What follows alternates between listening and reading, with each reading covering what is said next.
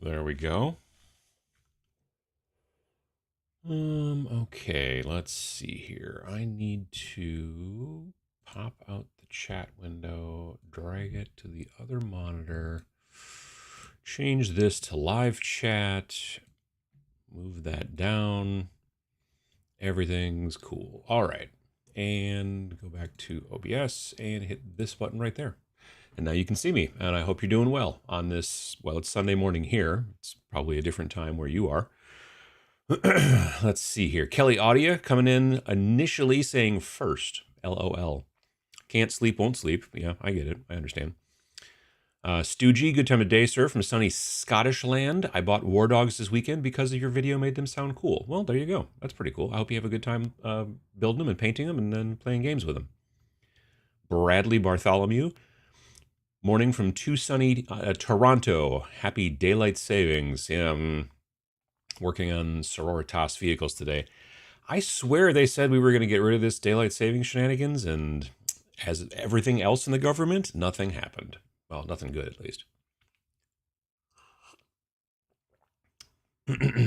Fungazi, how you doing? So excited for Adepticon. It'll be nice to get out of DC and just have fun for a few days. Yeah, absolutely. I'm looking forward to it as well. Morning from Quebec. How you doing, Dragonfire? Motor Breath Jazz. Hello, hello. Morning from sleep-deprived Michigan. Hate daylight savings. I don't mind it in the fall, kind of. I mean, other than the fact that all of a sudden everything gets real dark and spooky all the time, but that extra hour of sleep is sort of dope. But yeah, then, in the spring, they steal it from you, which is a bummer. Good afternoon from a finally warmer Amsterdam. How you doing? BF Bulldog, how you doing? Good morning from Yukon, Oklahoma. Lazy Pirate. Afternoon from a sunny Puckle Church in the UK. Always fun to say Puckle Church. Working on some ice naiads for my Northern Alliance Kings of War. Nice. I don't know what an ice naiad is, but it sounds icy. Time change always reminds me of that Erie, Indiana episode when the kid refuses to do it. Sure. To quote Kite Man from Batman, the brave and the bold, Ben Franklin was a fraud, watching bleary-eyed from a cold Piedmont area of North Carolina. Nice. Morning from sunny and warm Tennessee, working on eBay, bought high elf archers and spearmen, much cheaper than new. I mean, yeah, you can definitely get stuff cheaper for used, for sure. Rod Demore, how you doing? Double dip, good afternoon from Kent, England. Andy Shaw, afternoon from a very sunny Nottingham. How you doing? Yeah, it's pretty sunny here too. So, good morning from the Waukegan Gurney area of Illinois. How you doing? Good time of day, everyone. Ralph, how you doing? This Mechanic Games. Good morning from Central Iowa. Howdy. Comp Native. Good morning from New York. Greg, well-timed afternoon. Wish you a good afternoon from the Shires, Hampshire Isle of Wight. There you go. Good morning from Seattle. Jeremy, how you doing? Molly, happy Sunday from Molly with a sore throat for some reason. Oh, that's no fun. JP Got Rockets, it's Sunday morning. It seems too early for a Sunday. It's a little early for a Sunday, I'm not going to lie.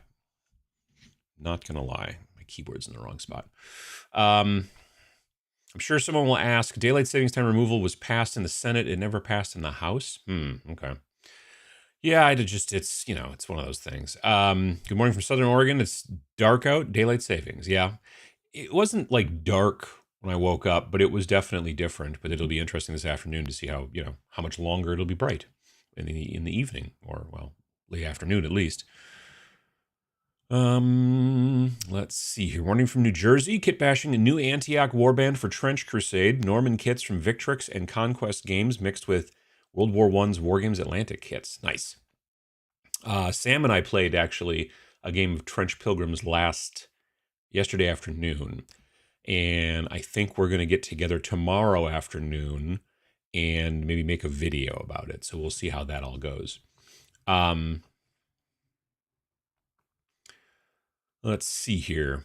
But I can talk a little bit about that today as well if you want to. Morning from Economowalk. I thought the clocks changed on Sunday night. Glad my phone knew differently. Yeah, no, it's always Saturday going into Sunday.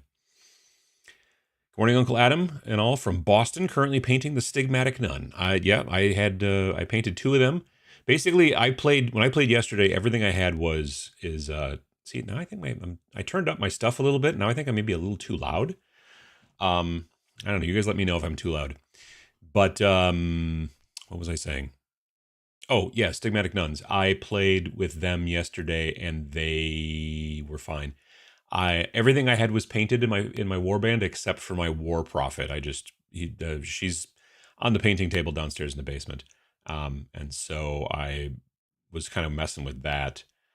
I do feel like it's just a touch too. So I'm going to turn it down to 1.1 and we'll see how that works. Close. Okay. So, Stigmatic Nun. Yes. Morning from Winnicott. How you doing? Working on some Orcs Combat Patrol. Nice. Maybe someday we'll get rid of this daylight saving the scourge. Could be. Morning from Nashville. Morning from sunny Milwaukee. How you doing? I hate time travel like this. No, I know. Morning from North Carolina, getting my Battletech Lance ready for a mini tournament I'm hosting. Nice. That's very fun. Alexander Roberts, good afternoon. Love your videos. Thank you. I appreciate that, Alexander. Bill DeFranza, good morning. Drunk Tank 82, good morning, everyone. Lurking from work. Can't wait to get home and work on my Rain and Hell Cabal. Nice. Afternoon from sunny Surrey, UK, painting a twin goddess orc queen while I listen to this. A twin goddess orc queen. I've not heard of that. Good morning from a beautiful Junction City, Wisconsin. Assembling some Navy breachers today for Kill Team. Your video from Friday has me looking for some cheap night kits. Thanks for all your work. Well, I appreciate that. Do you know if the John Blanche sets will be offered again as singles in the future? Yes. From what I understand, the way that they told it to me is that sometime in the spring or potentially early summer, they will be available as single bottles. So you could buy just Turnbull turquoise or, whatever, that kind of stuff. So, good afternoon from sunny Isle of Wight in England. Good morning from Florida. Every year they say they'll get rid of time change, and every year they don't. Yep. Ice Naiads, Northern Alliance best. Nice.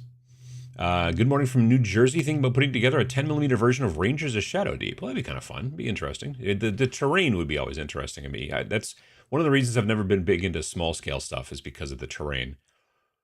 Jim Crimmins, how you doing? Good morning from New York. Off to groceries for the week. Then my afternoon will be spent with the Death Corps of Krieg. Nice. Richard Wong, hello from Colorado. Nicholas, hi from Lisbon, Portugal. I'm probably mispronouncing that. Nurgle Matthew, how you doing? This is always my favorite Wednesday of the month. Wait, what?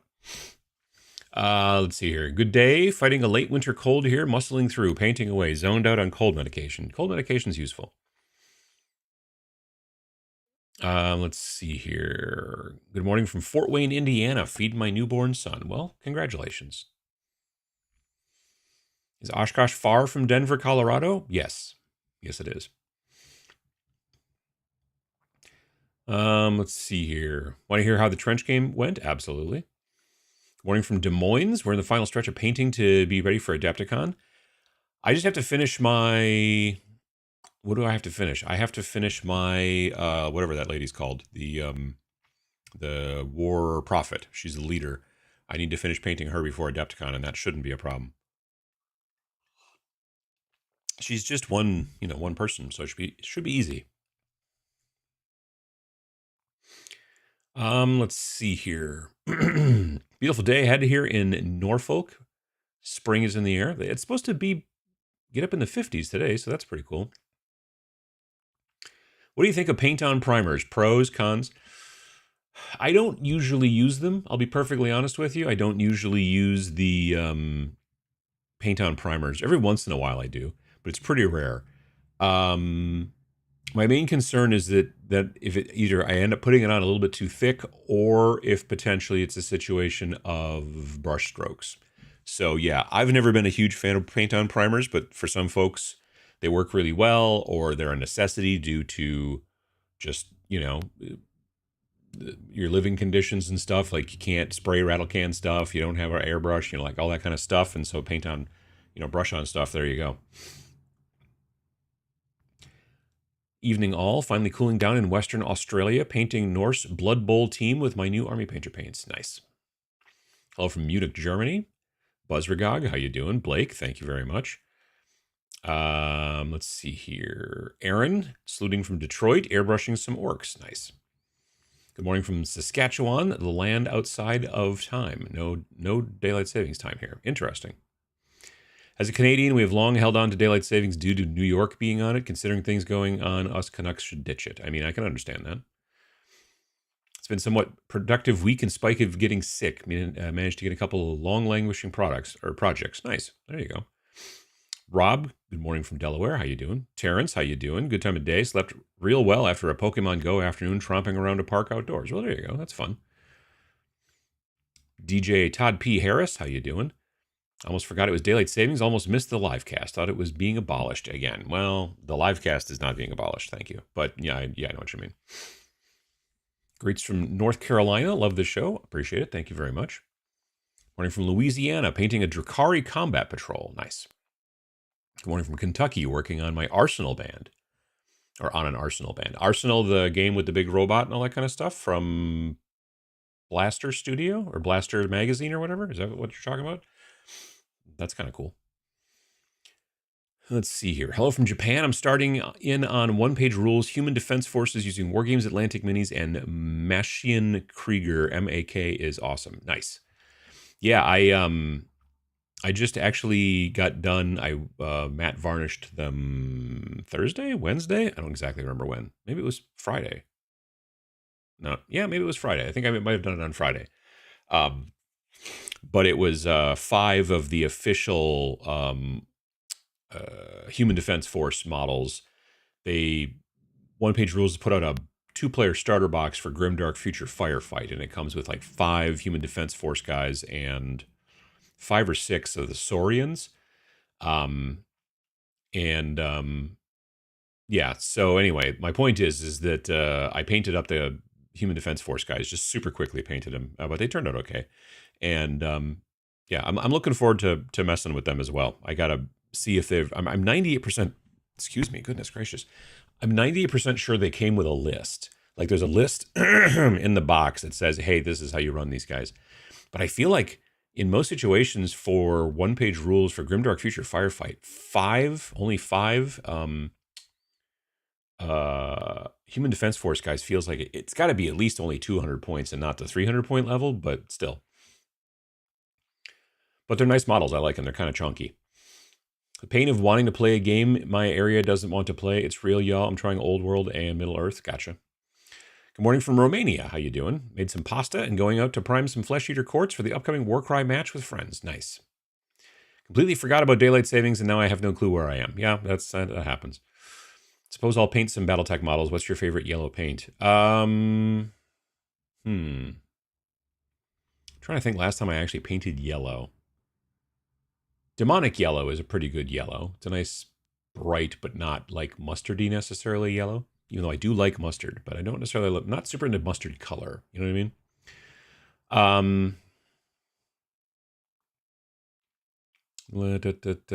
mean? Digging deep back into the lore of the island of Harn. The amount of detail for that game world was crazy for the early 80s. I think I remember Harn, yeah. Was that Iron Crown Enterprises? Was that where the Harn stuff came from? It took almost 5 years and 2.5 editions, but my buddy got his Veermin army on the table, and we've been getting the rules ironed out with Mantic Firefight command protocols. We're having a blast. Yeah, I got to be honest, like with Dead Zone, I like painted up when Dead Zone 1 came out, I painted up the Enforcers and the Plague, and it's now we're on Dead Zone version 3, and I still haven't played a game yet.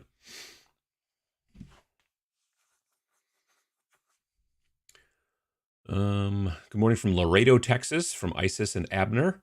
How you doing? Looking forward to TMX Expo this year. Absolutely. Let's see here. Good morning from Seattle. Still working on Alpha Strike terrain. I keep finding great things to print. Hope to bump into you at Adepticon. I'll be there. I'll be in the Army Painter booth on and off. I don't know if we're going to publish a schedule. I would assume so, but maybe not.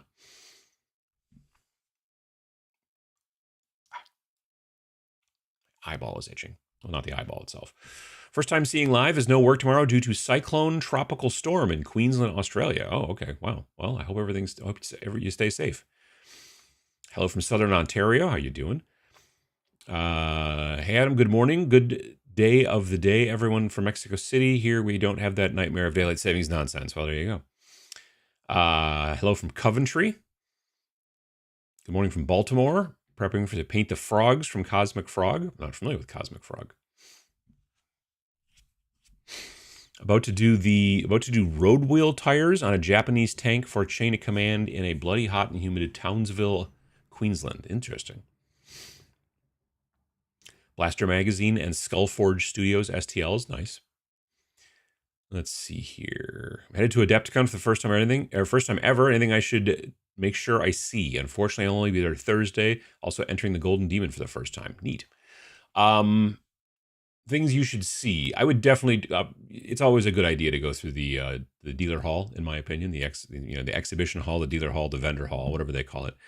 I think that's always a good use of time, because you'll find stuff there that you've never heard of before, or that you've never seen in a store before, or that kind of stuff. So it's kind of nice to be able to grab some things from, like, without shipping and all that kind of jazz. Then otherwise, the Golden Demon booth, or not booth, but the cases. It's always nice to see stuff. On Thursday, not everything will be there yet, of course, but it's still good to see stuff there too sometimes. Let's see here. Speaking of Canada, Black Magic Craft dropped a pretty cool video this week about the bigger meaning of elbows up. Yeah, I think I saw the thumbnail for that, but I haven't watched it yet. Good morning from Newfoundland, Canada. Finishing off the Bad Batch for Star Wars Shatterpoint. Cool.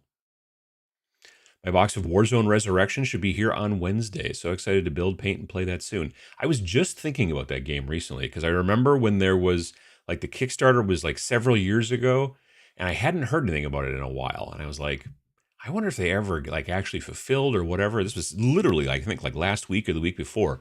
And I was like, I wonder whatever happened with that game. And I went and looked online, hit up the Kickstarter, and the most recent, like, post that had gone out to everybody was like, oh yeah, shipping is, like, ready to go and all this kind of stuff. I'm like, oh good, they're just about ready to ship. So that's pretty cool.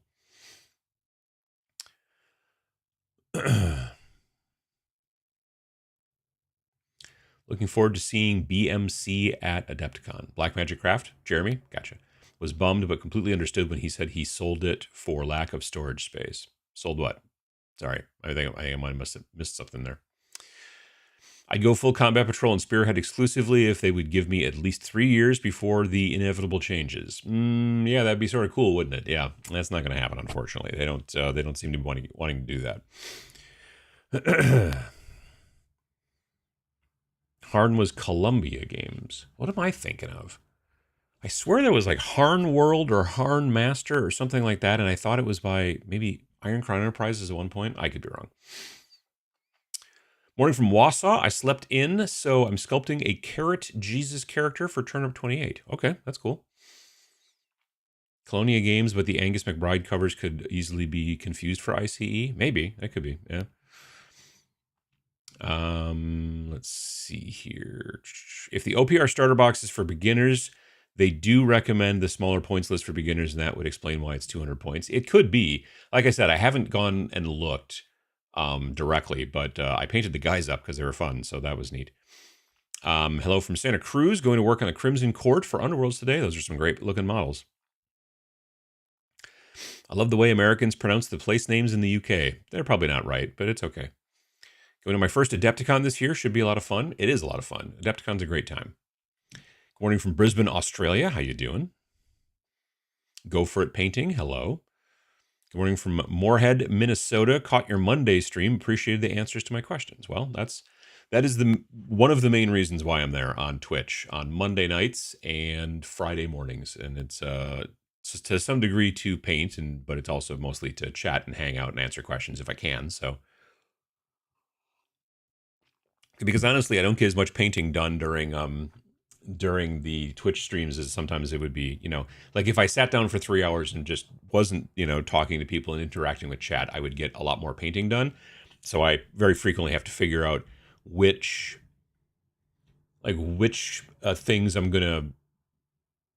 projects I'm going to do on Twitch and which ones I'm not. Like if I have a deadline that's a little bit kind of closer, then I'm more likely to not do it on Twitch. Whereas if it's just like, well, this will get done when it gets done, then I'll do it on Twitch. Since adding events to your schedule closed a few days ago, do you know if they open that back up in case I want to join stuff while I'm there? Are we talking about Adepticon?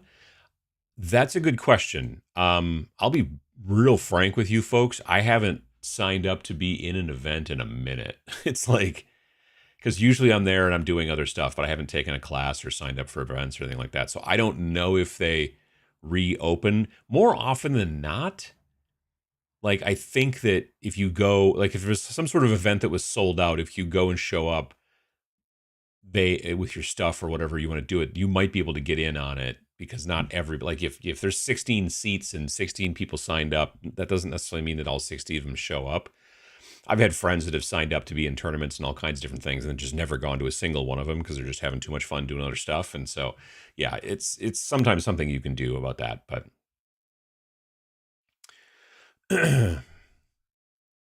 the big tower he built. What was the big tower he built? Looking to see. Oh, the big tower for Black Magic Craft. Gotcha. Yes. I was hoping he would bring that big tower to Adepticon. He must drive. Is he driving from Canada? I mean, he wouldn't be able to bring it in a plane. But yeah, I don't know. I met him. I think I met him for the first time last year. I think that's right. I think last year was the first time I met him. Good morning from Salem, Oregon. Plan to finish my Orc Blood Bowl team today. Your thoughts about the prices of the new Gloomspite Gits? I guess I haven't looked at them, but I bet that they went up. I'm not a scientist, but I have to suspect that if they're Gloomspite Gits and they're GW models, they went up in price. Unless I'm wrong, maybe they went down. Seems unlikely, but I don't know that we're going to be getting any lower prices anytime soon from GW, especially now. So, speaking of Kickstarters, I'm eagerly waiting for The Damned from Wargames Atlantic. The teasers look great. I am also eagerly waiting because I backed some of it and whatever, like I think a late pledge or whatever, and it's just, I don't know that they're a year late, but it seems like they're a year late. I don't know. It feels that way, and it's so it's been yeah. I'm hoping that the models eventually show up, and then I'm gonna have to figure out what to do with them.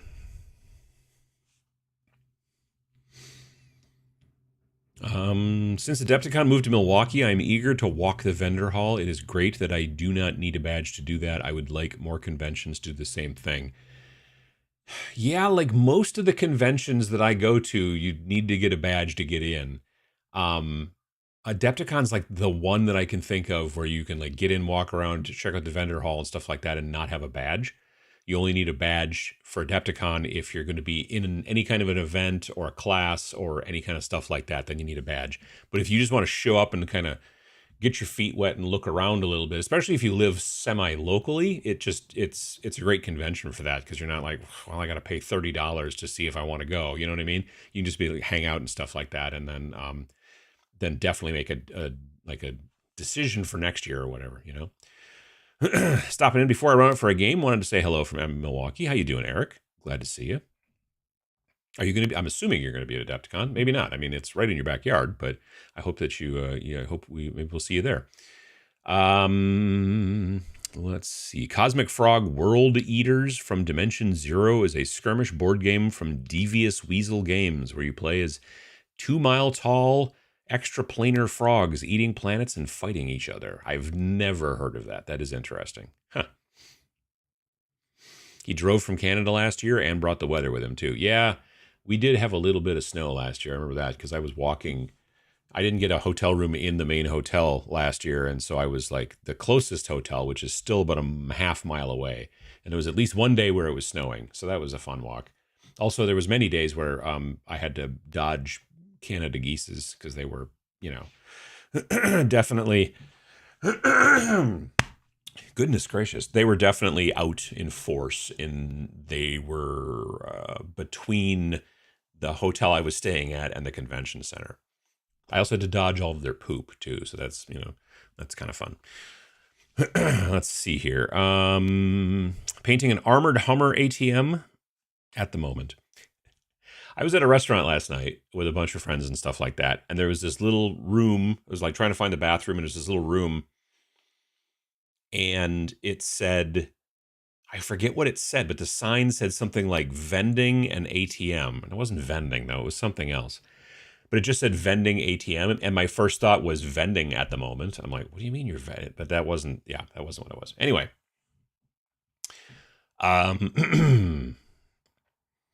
Let me see here. Oh, no, I missed the beginning. It's okay. It's okay. About to start the resin print on the Shrine Anchorite. The sculpt is beauteous. Yeah, it's a great sculpt. It was a lot of fun to paint. I really enjoyed him.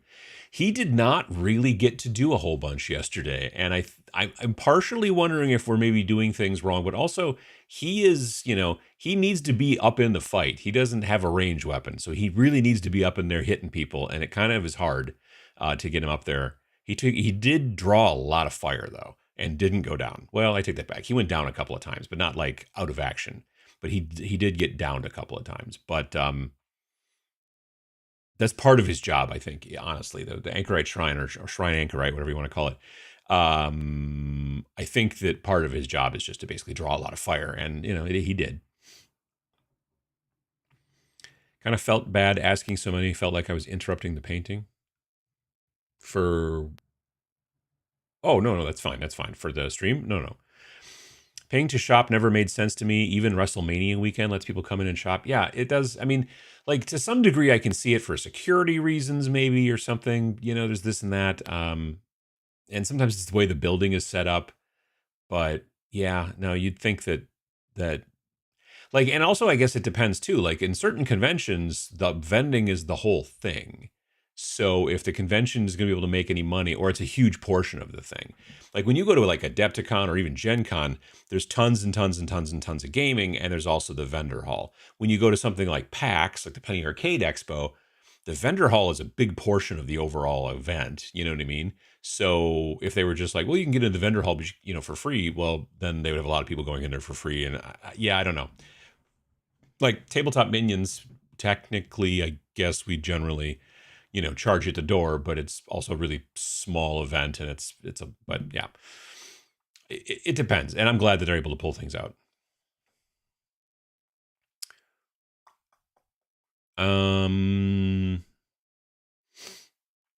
How do you feel about LVO being in October now in a new venue? Wait, what?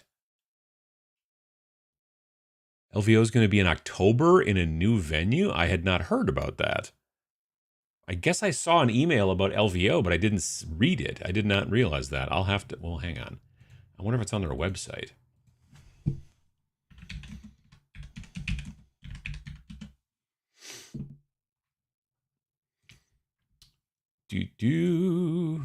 October 2nd to the 5th in 2025. So they're going to have 2 LVOs this year. Because I just was at LVO in December. Or no, January, and now they're going to be doing it. That's so strange. That's so crazy. Why does that date sound familiar? Is there something that goes on in October that I can think of? Maybe not off the top of my head. Let's see here. The new LVO. And they're going to be having it at the Expo at World Market Center. And it's going to be at the... Wait, what? So the convention is going to be at the Expo at World Market Center, and the hotel block is going to be at the Golden Nugget, which is less than a mile away. Wow, that's going to be weird, isn't it? How strange. I mean, if I'm perfectly honest, when I would come out of the elevators for the tower that I was in at the Rio this year, it would be a half a mile walk just to get to the convention center, and I would be still inside the Rio the entire time. But geez, man. So the hotels are going to be a mile away from the convention center. It's triple the size of the convention center, but Ugh, that's... And why October? Oh my lord. That is weird. I did not know about that. That is real interesting. Huh. Well, I guess we'll see how it goes. I hope that they just make the vending hall better than they did this year, because the vending hall this year was a nice space, but it wasn't anywhere. It was in like a kind of an odd spot, and people weren't coming through much because they didn't sort of know where it was. Foot traffic was so a little lousy this year. Everybody in the vending hall kind of said so. And yeah, well, we'll see, I guess. That is weird. I had no idea. Why would they do that? Why is this monitor locking up? That's so strange. Yeah, that is real weird. That is very interesting. And the time is so odd too, because the LVO has always been in like January. So to move it to October, they must have had to. I wonder why they had to leave the Rio. Or if they just decided to leave the Rio. The Rio, I liked the Rio fine. It was in a weird spot because, you know, the Rio is off the strip and everything. Like, I don't know anywhere. But the Golden Nugget's got to be, I don't know. I'll have to look into it. It's very interesting. Let's see here. Got things worked out for Fort Wapple. That's very good. Been a while since I've caught you live. I hope you all made some kick-butt hobby progress in the last week. Absolutely. How you doing, Catmaster Studios? Good morning, Uncle Adam. Fiddling with some Gundam models for my OPR Titan Lords army. Nice. GaryCon is the week before this year, which means I'll come out for a day or two. Nice. Yeah, I believe I might be there on Sunday. GaryCon, that is. We'll see how it goes, but I might be able to go to hit it up on Sunday. Mainly because part of my job of going on Sunday would be to give Adam from the Army Painter a ride back to the Fox Valley, because he's going to basically hang out with Sam and stuff like that and hang out around here or whatever for a while before then, you know, like for several days, because it'll basically be Sunday and then like Monday, Tuesday, and then Wednesday it's Adepticon, you know, heading back. So yeah. Because originally he was like, "Oh, I'll just take like an Uber or a Lyft from Lake Geneva to like the Fox Valley," and that's very expensive. And I was like, "I could pick you up. It wouldn't, you know. We'll see." I've always wanted to go to GaryCon anyway, but it's always been during Adepticon. LVO in October is nice, with Valhalla moving to April right after Adepticon. Weird. Everyone's moving around their dates and stuff. It's crazy. How'd you like Trench Crusade? What was Sam and your experience with it? It was really good. We enjoyed it. There were some questions we had and stuff like that, but that's always the case with a game.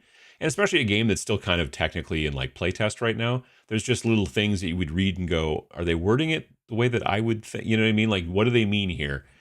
So there's just little things here and there that we want to, I know I've got a short list of questions, and we're going to kind of talk a little bit about that, I think. Like I said, we're planning to tomorrow at 1, I don't know, probably around 1 p.m. or so, to get together, not to do a live stream, but we're going to get together in my studio and kind of talk about what we thought about the game and kind of do that kind of stuff. And then that's going to become a video probably for Friday on my channel. And I think we might even do like more content, and then might be some of that will also be on Sam's channel, which would come out on Saturday. So we're still trying to figure that out, but we were like, kind of working on the game and playing and stuff like that. And I was like, well, maybe we should make a video about it, you know, like, and so I filmed a little bit of footage while we were just for B-roll while we were playing, but yeah. Good morning from mild Central Texas. How you doing? Hi from North Carolina. It's a very good morning because today my 10-year-old asked to learn to paint and play Blood Bowl with me. Nice. Congratulations. Good morning from Massachusetts, doing some airbrushing with my new airbrush. Such a game changer / time saver. Yes, they are. They really, really are. I got the 5-box pledge for the Damned with 21 free sprues. It's going to be around 200 models. We should brainstorm some army ideas, themes, and color schemes on some other Sunday. Gotcha. I forgot, but I'm here now. Well, that's good to see you, Randall. How many dry brushing techniques have required throughout the years? How many dry brushing techniques have required throughout the years? I'm not sure what I get the question. I mainly dry brush with, sometimes I use makeup brushes. Sometimes I use like purpose-made dry brushes. Those are mainly the things that I use these days. Good afternoon from Athens, Greece. How you doing? I should be right around the same 5 boxes. It seemed like the best deal at the time. I don't remember. I don't remember what I signed up for with the Damned. I'm just going to get some stuff, I know. So I'm looking forward to that. Utini the Killer Jawa, how you doing? A lot of times pay to shop cons use it as a form of population control. I could see that too, yeah. You put the daylight savings time thing into the thumbnail and I still completely missed it. I mean, it's confusing. I get it. How you doing, VJ Morph? For what they charge for vendor space, you'd think they would let people shop for free. I mean, yeah, that's also a thing too. Morning from Jonesboro, where I woke up and fell back asleep. What did I miss? Well, we talked about some stuff. Do you like Flames of War miniatures? I played Flames of War, 10 years ago or so. We were playing for a while. I had some friends that were interested, and we all got together and started playing a little bit. We were painting up armies, and we had terrain. We didn't do it frequently enough to ever get quite the hang of the rules. Also, I'm not a big fan of painting I don't like painting tiny little, that like people this scale. Like, it's fun to paint the tanks at that scale, but then you also got to have some troops and infantry and whatever. And I was never a big fan of painting the little tiny, 15 millimeter soldiers and stuff. But let's see here. As I understand it, they want LVO to be the end cap for the gaming season. But didn't it used to? Well, it was always the beginning. I don't know. That's very strange. Interesting. Yeah, I don't know jack about the Golden Nugget though. Like, the Rio was not great. It was okay. They were adding more hotel space, or not hotel space. They were adding more like restaurants and things like that. And so that was good that they were, but like, I'll be honest, this year when we went 2024, January 2024, I was like, hey, they're starting to turn this around. They're bringing in a bunch more machines. They're doing a lot of stuff and everything like that. That's really cool. And this year we showed up and we were like, some of those machines are missing now. And like this area is sort of shut down a little bit, but the hotels the restaurants are still going. So that's good, whatever. But they hadn't updated the rooms yet. Like, the rooms were still very, very 1990, which is when the building was built. Looked it up online. And so I was like, that's weird. Because I kind of figured they'd go through and start fixing up some of the hotel rooms, but they hadn't yet. So I don't know. That's very strange.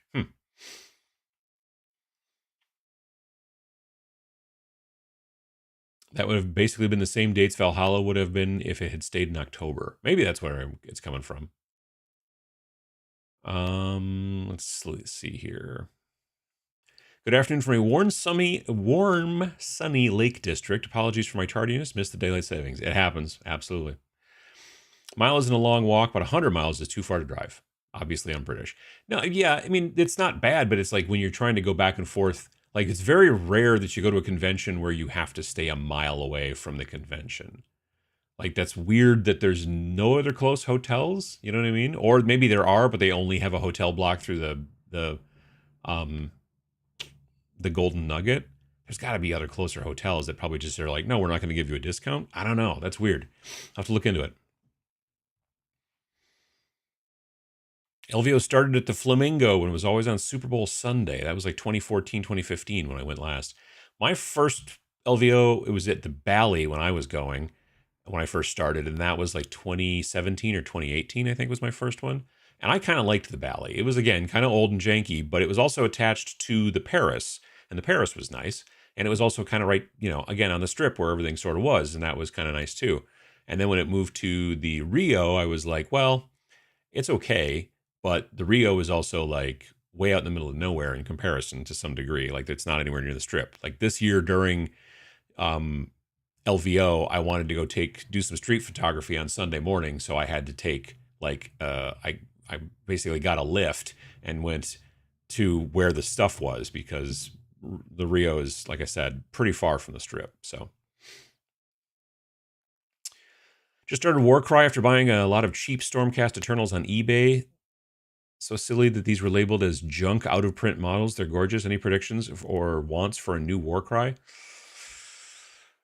It's going to be a good question, because they are taking a lot of the Warcry stuff off the website. A lot of it's online only. The stores are being sent a thing saying, hey, it's like basically they're like taking Warcry off of the distribution list. So they're either doing that because they're going to make all new Warcry stuff, or they're going to make new Warcry boxes and they got to change the box art, or I don't know, or they're completely changing Warcry quite substantially, or they're getting rid of Warcry. It's one of three things, and we don't know, and maybe we'll find out at Adepticon. I'm hoping we do. Yeah.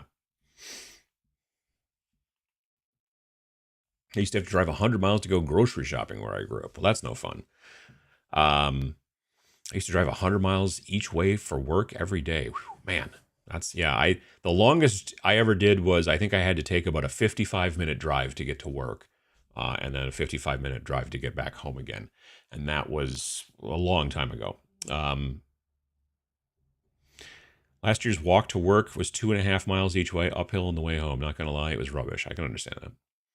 Good morning from Ottawa. How you doing, Brian? William Barnes, is the hotel block up for TMX? Yes, it is. Let's take a look. Boink. There we go. And the websites. So, yes, this is so it's tabletopminions.org/TMX. You can go there, and if you scroll down past the events and all that stuff, and the Game Master site, there's a little block here that says housing. And in it, there's a discounted hotel block available at the Oshkosh Waterfront Marriott Hotel across the Skywalk from the convention center. $140 per night. Book your group rate for here. Last day to book with a group rate is May 5th. So that's something to think about. But there's a link that should take you right there. So yeah, that's pretty much about it right now. And yeah, there you go. Turn that off. Turn this off. All right. I've only managed to play one Trench Crusade game with a friend, and I think that there is too much weight on dice roll, which removes maybe skill or for luck with the action success. I don't know. I mean, like there's certain things you don't have to roll for, obviously, like movement, but dashing you have to you have to roll for. You need to roll for combat, which makes sense. I mean, I don't know. I think there's plenty of games where you have to roll a lot as well. I mean, look, if you take a look at the normal play loop of 40K, you got to roll to hit, then roll to see if you wound, right? And then your opponent has to roll to see if their armor save like kicked in, and there's like a lot of that going on. And then this, you're basically rolling to, like, if you're going to attack somebody, whether you're doing a melee attack or a range attack, you roll to see if you hit. And there are some little modifiers here and there. And the way that you roll can be kind of also modified depending as well. And then that'll tell you, basically you need a 7-up is basically the case in most situations, but there can be modifications and tweaks and things like that. And then you roll to see whether, if you did hit them, then you roll to see, let's say, did you have like no effect basically, or did you do minor damage, which gives them a blood marker, or did you knock them down, which also gives them a blood marker, or did you like take them out of action and stuff like that. So it is a quick game. You can definitely have somebody who can just get wiped out in one shot. It just happens, with not so much with the bigger units, and some of the units like my leader, my war prophet, has the ability, like the first time that they're taken out of action, they just aren't. They got better. You know what I mean? Like, so, but you're not constantly tracking, like, you're tracking blood marker points, but you're not really tracking like hit points, and you can just keep taking blood markers. And the thing is that the person who's shooting at you gets to choose whether they want to use those blood markers. The blood markers are not just like, hey, this is hit points. They're almost like, they're a little bit like marker lights. Like if you've ever played the Tau in 40K back in the day. So as I keep hitting you, you keep having, we were just using a red die next to the model. That's what I was using. Sam was using, I think, tokens from blood tokens or the wound tokens from Warcry. But so I was just using red dice. And so, so let's say you've got 2 blood tokens on you, or blood markers or whatever. When your opponent wants to shoot at you, they could spend one or both of those blood markers to add more dice to their throw, because normally you are throwing 2 dice to get a 2d6 and you want to hit a 7 to hit, right? But if you throw extra dice in there, you don't get to use them all, So it's not like you're like, oh, I'm trying to get 7 on 4d6, which would be crazy. But what you're doing is you're getting to throw 4 dice and then pick the 2 best ones, and then that's your 2d6. So you're getting higher, chances and possibilities of getting a good roll, and then that can depend on whether you missed them, hit them, or even critical. You know what I mean? If you get like double sixes, boxcars, whatever you want to. So yeah. Let's see here.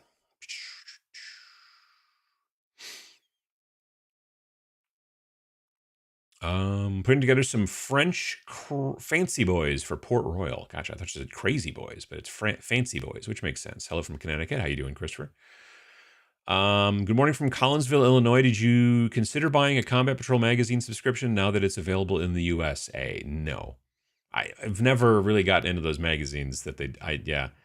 Like, I'll be perfectly honest with you. As I get older and older, I am less and less interested in packaging. Like, there's no reason for too much packaging. I know there's some people that just love fancy packaging. I'm like, I gotta throw all this away. Just, you know what I mean? Like, just stop it, please.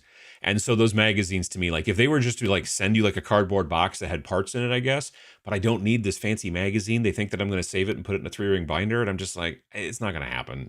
Yeah. I bought a little lens accessory recently for my phone, right? So I have this case for my phone, and it has this little ring around it here, and you can pop that ring off, and then you can replace it with a ring that allows you to put like a little snap-on lens.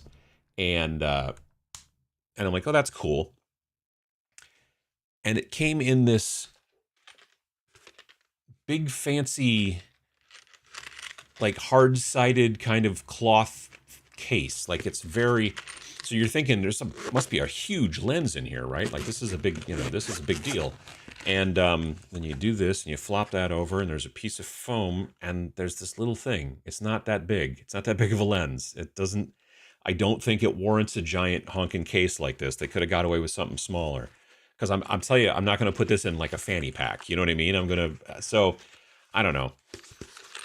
There's another company I bought something from recently too that had like this fancy black, cardboard on the inside, and as you're opening it, you're taking all these different packages out and all this kind of stuff. And I'm just like, I remember having a conversation with Miniac at a VinciCon years back, and it was when he was doing his Kickstarter for the one of like 75 millimeter kind of like model. I think it's like a vampire lady with a sword, maybe.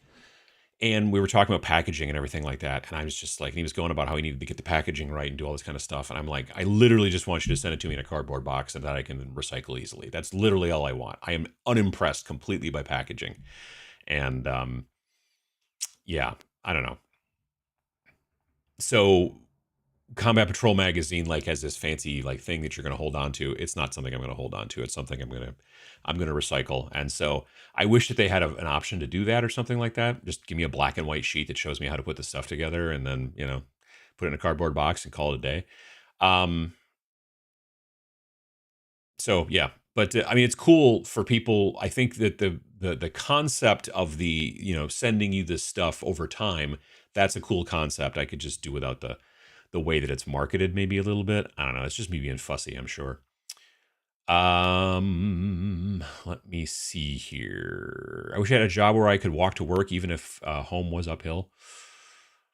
I had a job at one point. I worked at an advertising agency in the late 90s. Yes, late 90s into the early 2000s. And it was probably a 30-second walk from my apartment to work, because they were on the same block downtown. It was real nice, actually. It's very strange. Elvia was running 2 events in 1 year. 8 months to plan it for that feels rough. I'm assuming that it's because they're going to do it. From going forward, they're going to try to do it in October. So they were like, well, if we waited all the way till October of 26, that'd be a really long time. So let's just do it twice in 1 year, bite that bullet, and then stick on that. Now, hopefully, I guess we don't know. I don't think they're going to do it in January and in October every year. That would be a pain, right? I don't know. It's probably the biggest kickback they could find from a hotel. Could be. Do you ever feel like your hobby space is finished? No, no, no, no. I always wonder if I'm missing something that would help my workflow. Sure. Let's see here. Every convention I've attended required a half-hour public transport ride to the venue every morning. Wow. So Gen Con, we've almost always stayed within walking distance. Now, sometimes that walking distance can be long. I'll be honest. There have been like the longest way, the farthest walk was possibly this past year where we stayed at this place, and it was probably it was just under a mile, I think. I think that sounds right. It's just under a mile walk in the heat in, uh, Indianapolis in August. And that wasn't ideal, but usually we're maybe only 2-3 blocks away, so that's not so bad. Adepticon, in the past, I've almost always been in the building, but then, like I said, last year, I had to go walk through a bunch of geese to get there for probably about a half mile, maybe a little bit over a half mile.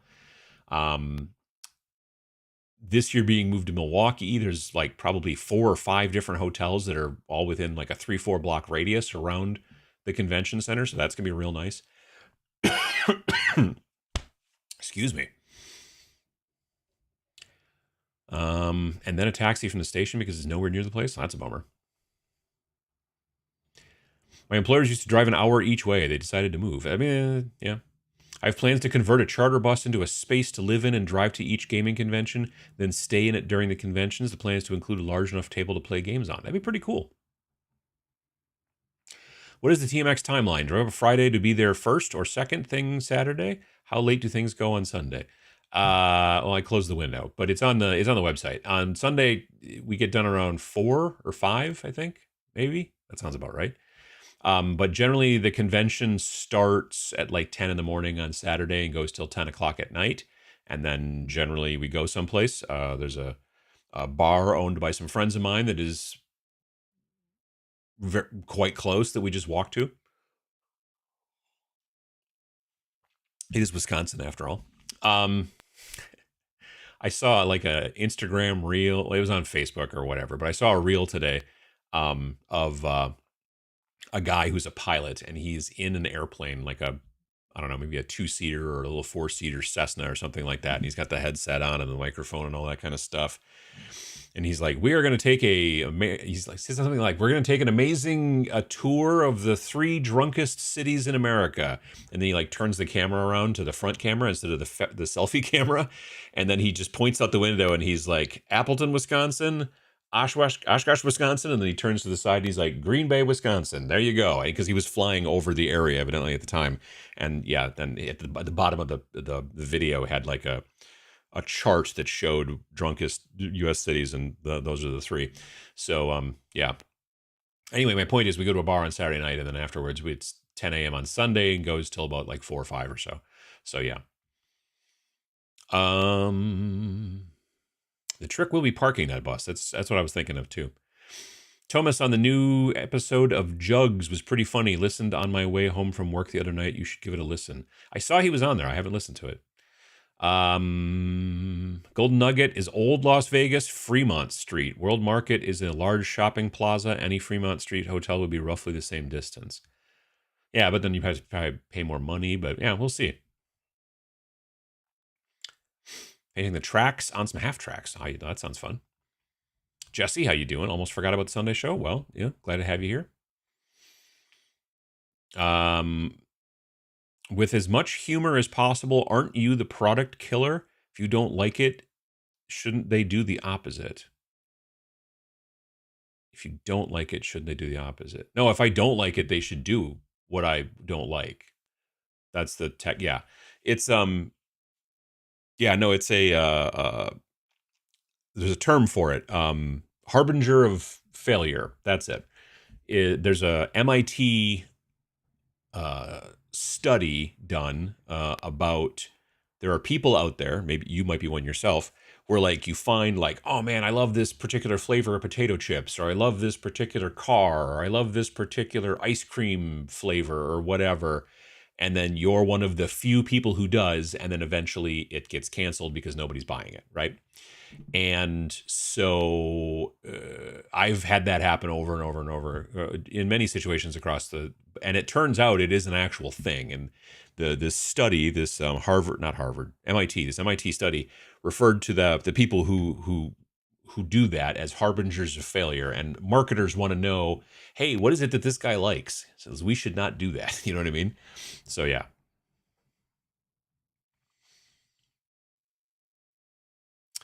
Sea Dog Games is on the exact opposite end of the packaging spectrum. I think that's good. Like, I bought a camera not too long ago from Fuji that just came in a little tiny cardboard box.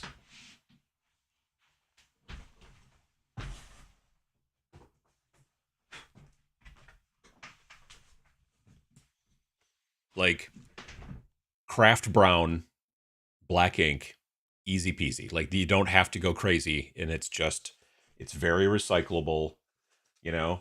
Like, this is what I want out of when I buy a camera. I don't need a big, huge, fancy box that's like in full color and stuff like that. Yeah, admittedly, there's, a color thing on the inside here, but it's just, yeah, that's what I'd like. And same with nearly everything else that I would like to buy. The thing that drives me nuts about Apple products is they come in these crazy boxes, which are allegedly recyclable, but I'm just like, or you could just put it in a nice cardboard box and put a cool piece of artwork on it in like a single color, maybe 2 color. That's fine. It would be cheaper and easier, but and the thing is that most people don't buy stuff on shelves anymore, so you don't need to necessarily get that shelf like, hey, look at me, look at me. Like, people are going and looking at it online, and then you ship it to them in a fancy box, and you're like, why? I didn't need this. I already bought it. You already got me. You know what I mean? I don't know. Again, I'm weird. Drilling machine gun barrels, I chose poorly. Yeah.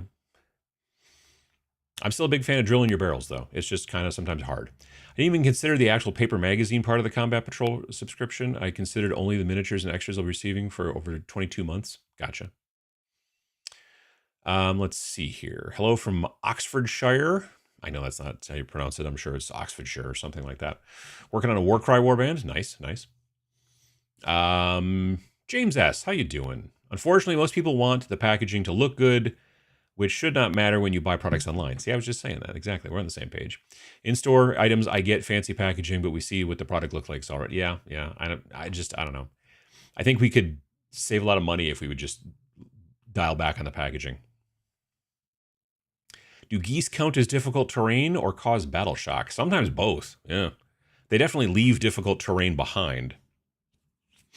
Difficult in that you don't want to step in goose poop, so you have to like really pay attention to where you're going.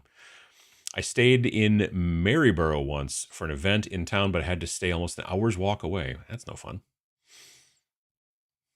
Totally forgot the U.S. changed their clocks today. Yeah, we do it on a weird weekend. I don't know why. Already been announced at the Australian Armor and Artillery Museum. Rides begin at $60. That's cool. Better make sure you only put on half the tracks, otherwise you've had a full track. I don't even know what happened. That's a good point. I'm one too. I'm a harbinger of failure as well. Gotcha. This year I could almost get 2 days tickets for the price of lowest tier ride. Nice. I loved Adeptus Fly-Aroundicus so much. Sure. I mean, it could be. Do you like, and this just doesn't even make any sense to me. I'm going to be perfectly honest with you. Back in the early 2010s, the Pop-Tart people made peanut butter Pop-Tarts, and they were the best thing ever, and then they stopped doing it. And I'm like, because when they first came out with peanut butter Pop-Tarts, I'm like, why have they never done this before? This seems like a slam dunk. It's easy, and they're excellent. And evidently, I was the only person that thought they were good because they stopped making them. And then Hostess made, what's the ones that look like hockey pucks? Ding dongs? I think those are ding dongs. They made peanut butter ding dongs, or chocolate on the outside, but then the cream stuff that went in there was peanut butter flavored. And they were spectacular. And then they were like, okay, we're going to stop doing that. And they just make regular old ding dongs, which are garbage. They're just terrible. They're like, taste like ash in your mouth. They're no good. So I just don't understand. Like, I don't know. It's very strange.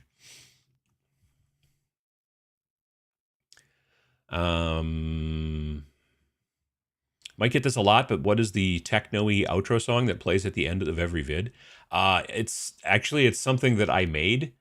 I used this piece of software called Music Maker. I think that's what it was called. It's made by a company called Magix, Magix, and I did it back in 2013 when I started the channel, I think, or somewhere right around there. And it was like this music software, and you could take different loops and clips and kind of stick it all together and stuff like that. So yeah, that song, that's something that I technically made. But yeah. After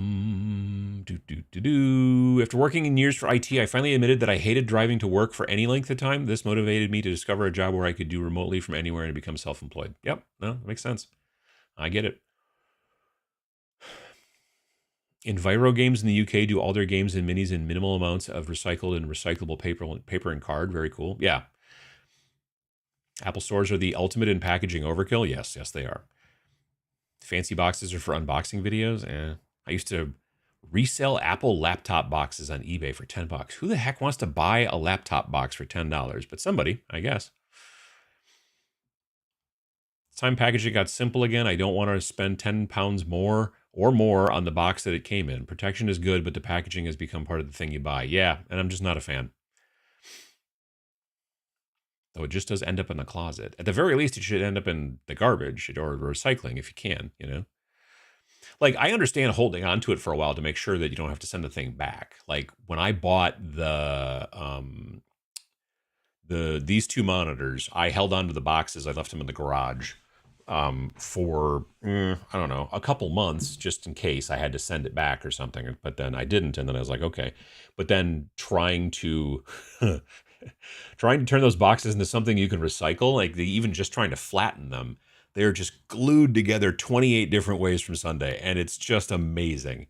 It took forever to try to break those stupid boxes down so I could put them in a recycling bin, because they're monsters, of course, as well. So yeah.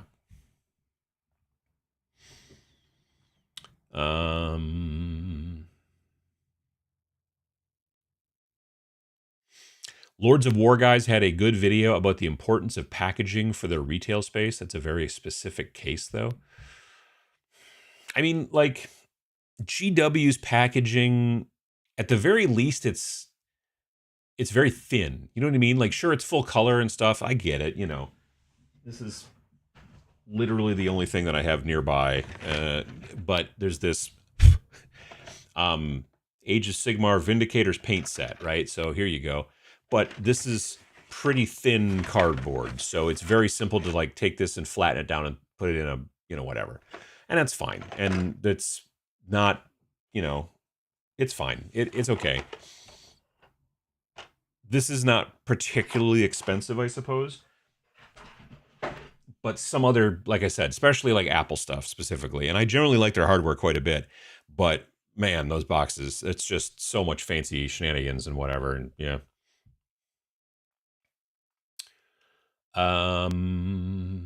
Let's see here.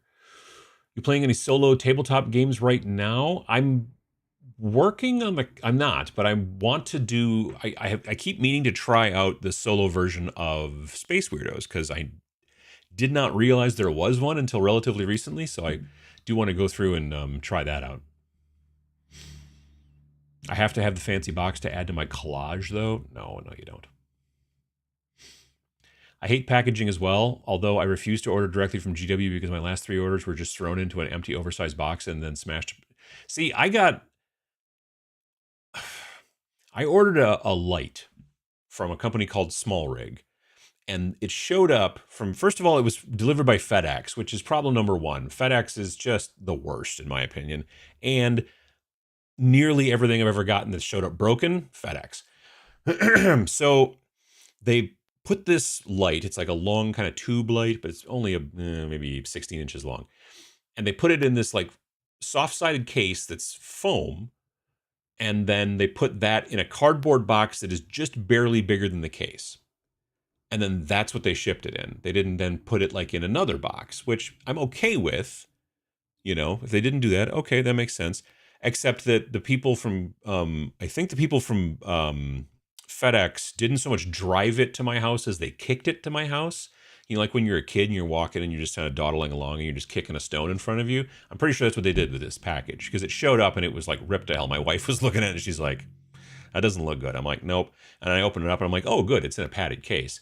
But when I open up the padded case, the barn doors that are on the side of their plastic barn doors, both of them busted off. I'm like, cool. So yeah, I don't know. I don't know. But on the other hand, sometimes you order stuff from GW specifically, or not Adepticon, Amazon or whatever, and you get this little tiny thing that comes in a giant honking box, and you're like, but I don't think it needed that much protection. Yeah, so it's one of the things. Let's see here. Oh yeah, Adeptus Flyroundicus, Pepperidge Farm, remembers. See, there you go. I'm remembering s'mores Pop-Tarts. Those were the best. I think they still make those sometimes. I could be wrong. But the peanut butter ones? No. Got rid of them. Don't understand. Someone would make a small fortune by creating a product that drilled gun barrels dead center for all gun types. By small fortune, I mean they would have a big fortune and then lose it until it's small. Yes, that's probably true. Going to Wonderfest this year. It's a model kit con, but there's a lot of miniature wargaming too. Well, that's cool. Have you seen that case that Goobertown and Casey from eBay Miniatures Rescue are coming up with stamping plates suitable for your favorite wargaming models? Kickstarter should be starting this spring. I could have swore they said they weren't doing a Kickstarter. I could be wrong, but I could have swore I watched a video, and it was Casey's video, and he was showing it off. They were doing an army painting video. And then hidden in this army painting video was kind of the product announcement and him showing it off, which I was a little surprised by, because I was like, if you've got a new product, I would think that you would want to put that in the thumbnail, but maybe they're just trying to, like, I don't know. Anyway, and I watched Casey's video about it, and I could have swore they said they were just going to sell it. They weren't going to be doing a Kickstarter, which makes sense, because, like, if you can do it, just do it. That being said, looks cool. My only slight bummer about it is it looks like you can't just use whatever paint you want. You have to use the paints that are made for it.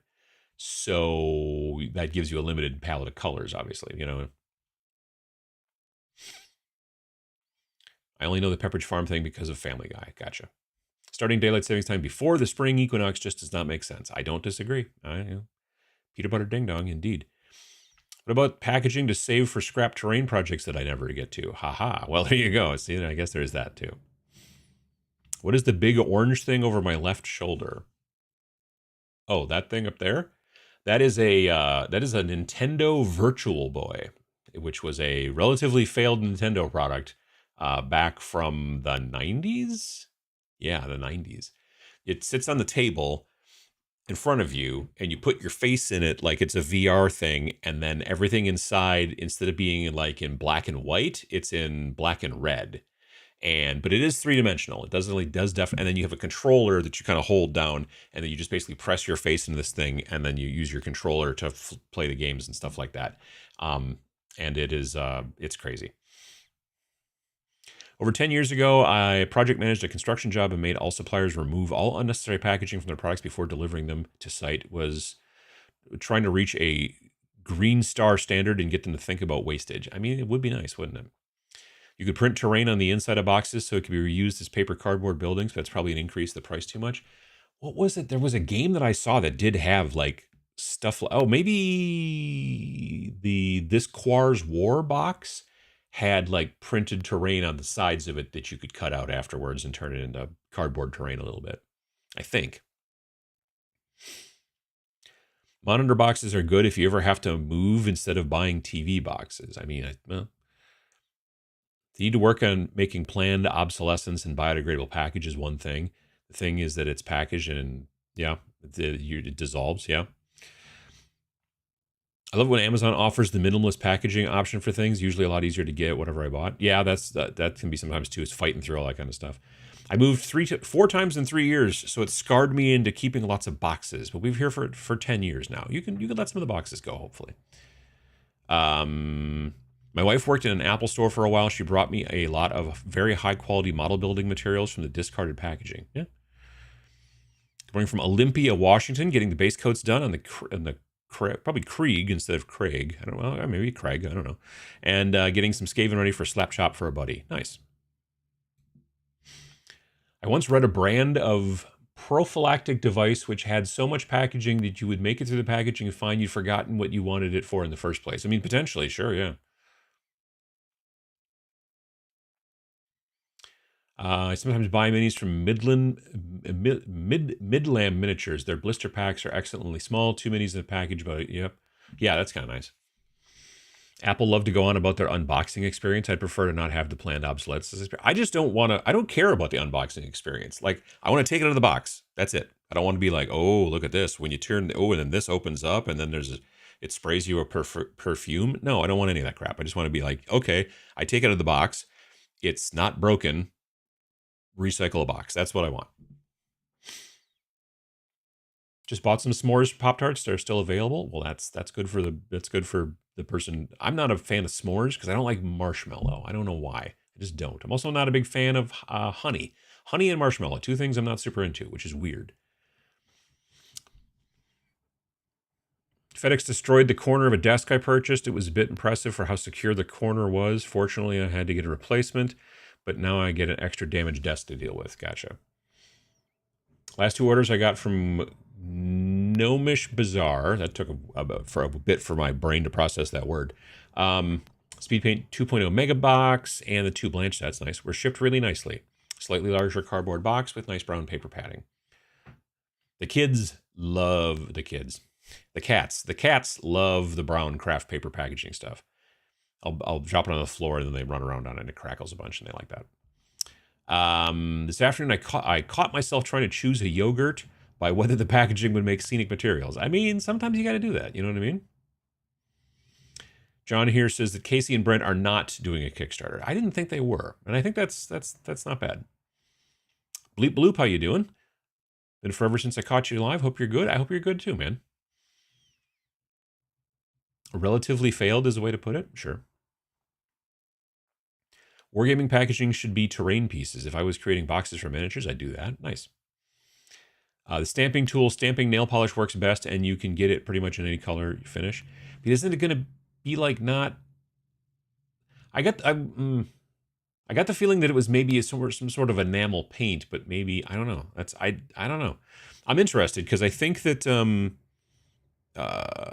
what's his name? Brent there, Goobertown Hobbies. Brent reached out to me on Discord, and we were chatting a little bit, and he might send me one to take a look at, so I'll see.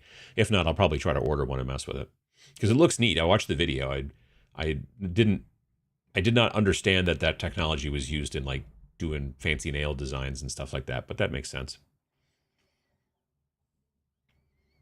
Fairly new to the channel. Where does Pachow come from? It just happened. When I first started the channel, YouTube had something built into it called annotations.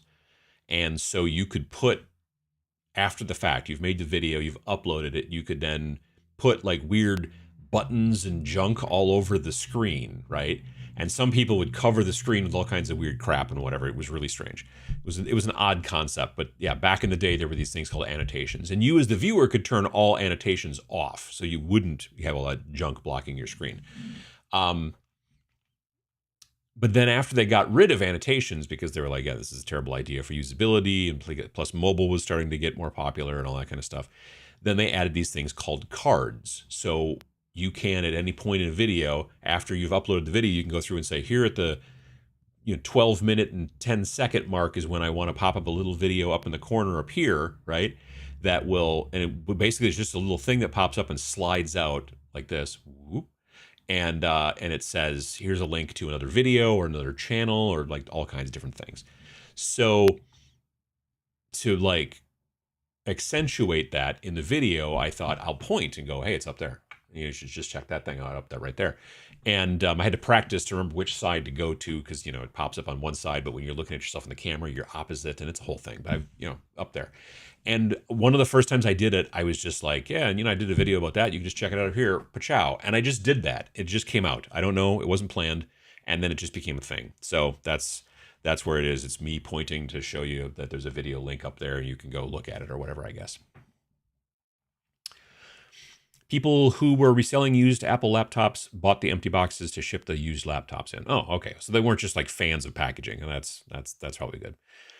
2 weeks, I plan to attend Heritage Con, the annual hobby show in my region that is convenient enough to go to. Not a lot of gaming stuff, but tons of plastic kits. Well, that's cool. I once sold an expensive Game Boy on eBay. I took no chances and shipped it to the buyer in a steel ammo can. They go for less than $20 and are sometimes worth it if the product is pricey enough. I can see that. If only Nintendo knew of Adam's Harbinger powers. I mean, honestly, yeah, like this is generally known as like one of the biggest failures that they ever had. I think this and maybe the Wii U are the two biggest failures that Nintendo's ever had. Now, to be fair, I didn't buy that when it was new. I bought it used on eBay because I thought it was cool and I always wanted one.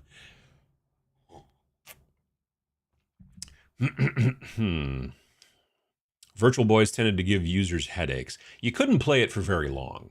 But the thing is that all VR gives me a headache, or at least a little bit of like nausea or something like that. Yeah, so that's why the whole concept of like, oh, we're going to go into a VR future. I'm like, no, we're not. A lot of us are going to just be like, no, please. I don't want to get a stomach ache just because you want me to look at your stupid content in VR. But yeah. Like the first time that I ever used like real VR, not, Virtual Boy. The first time I used real VR, it was an Oculus Rift. It was the DK2 maybe, or DK1. I don't remember. So it's the developer's kit, one of the early ones. I think even before Meta bought them. We had one at the place I used to work. And so my friend who was messing with it and like trying to, figure out, it was for this museum and everything like that. And so he was like, hey, you should come and check this out. And so I came and I checked it out. And after I got done, I basically had, I was sick to my stomach almost literally the rest of the day. It was just, I don't do well with VR, it seems. Quar has cardboard terrain on the box. That's what I thought, yeah. In terms of market success, the Virtual Boy was the Google Stadia of its day. Yeah. Some of the GW boxes are sort of cardboard terrain in the starter sets, but yeah, that's right. There was, back in 8th edition, there was a really reasonably priced starter set that people were buying for Kill Team because it was like a $50 box that came with like Primaris guys and Death Guard guys. And yeah, the boxes could be terrain too.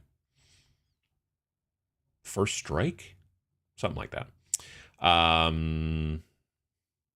Age of Sigmar starter box was also a terrain piece. That's what I thought. Some plastic sprues are also shaped like terrain, leaves, chains. Can't remember which company though. There's a couple of different companies that make resin where they'll make the sprues into like, you could then take that and then use it also as a tiny little piece of terrain or an embellishment on a piece of terrain perhaps. I liked the spaceship game and Mario Tennis. Yeah, I get the spaceship game. That was the one that I thought was really good. I used to have a Virtual Boy when I lived in Vancouver. Got it cheap from a Blockbuster that was dumping it because nobody was renting it. Yeah. There are also like fewer than a dozen games for the Virtual Boy. Yeah, there weren't many. It did not go well.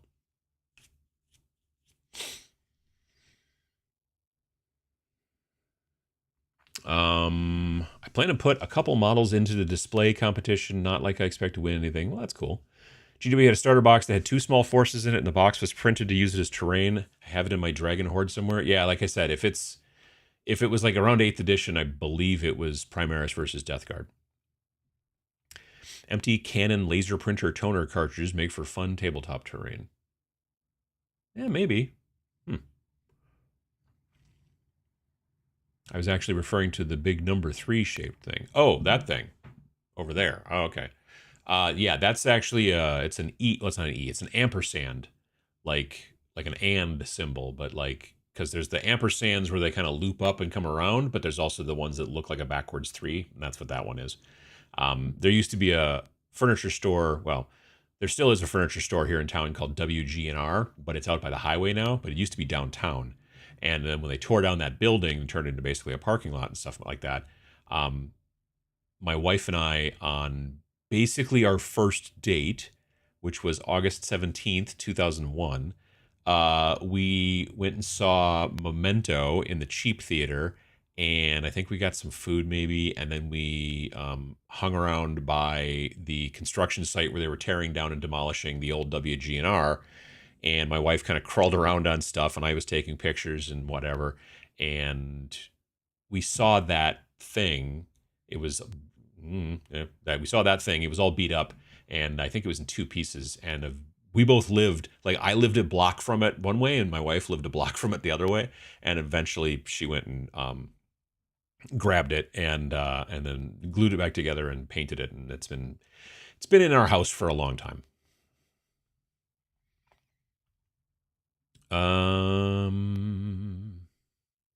I dislike honey and marshmallow also. Yeah, I don't know. It's just, there's dozens of us. I haven't had any coffee yet. The problem with not accepting packaging is the amount of brands that have unfavorable purchase agreements on the box, e.g. LG fridges. I'm not sure what that means.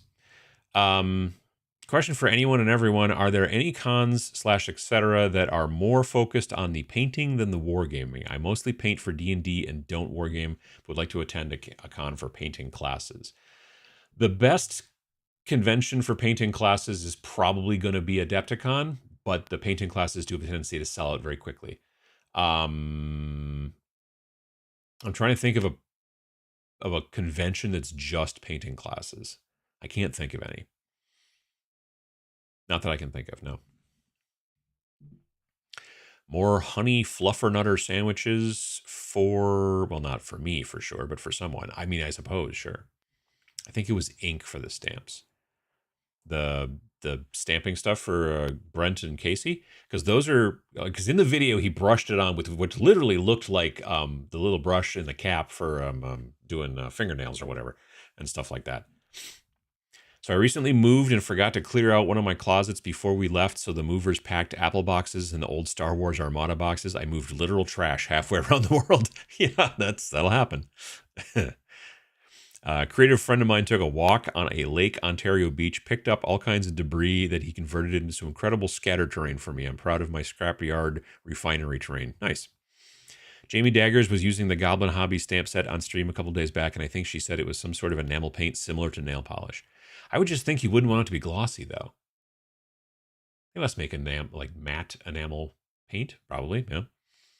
When I worked at ArmorCast, most of our packaging was poly bags with a stapled head card for retail displays. Then again, most hobby products weren't big honking chunks of resin. True. I've still got a bunch of ArmorCast terrain.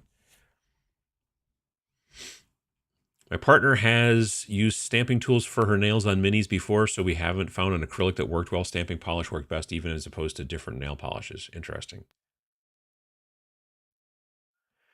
Was all caught up in traffic and yelled, "Depressmentation of the indicator, please." I mean, that'll happen, you know.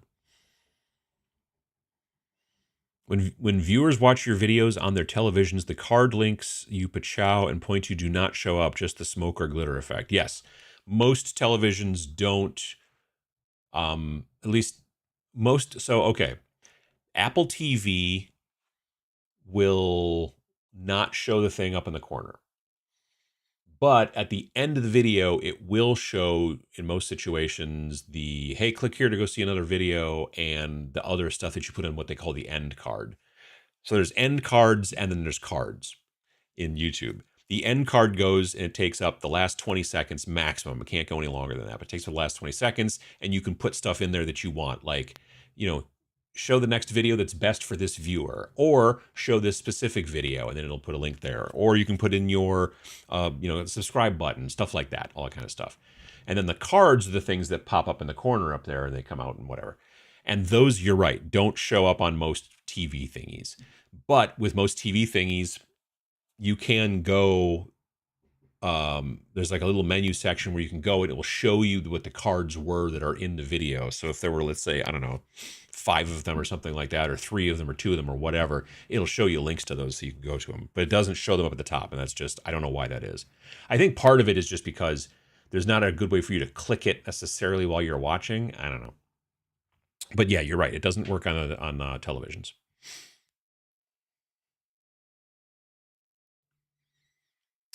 Also, Pachow is something our generation says. I find that Adam and I use a lot for similar colloquialisms, which I'm barely able to say properly. Being from the Midwest, I have to be careful because Pachow is practically copyrighted now. I mean, it's not technically, but I have been using it for a long time. The Wii U being a failure meant I got one for next to nothing. Love it. Well, there you go. See, there you go. My Virtual Boy was cheap. See, that's also the benefit. I sell minis from time to time, and my go-to for packaging has been to suspend them with tape inside of a box, like an egg drop. Neat. Never had an issue with shipping them. Fluffernutter sounds weirdly like an adult film term. Let's see here. And now Pachow is legendary.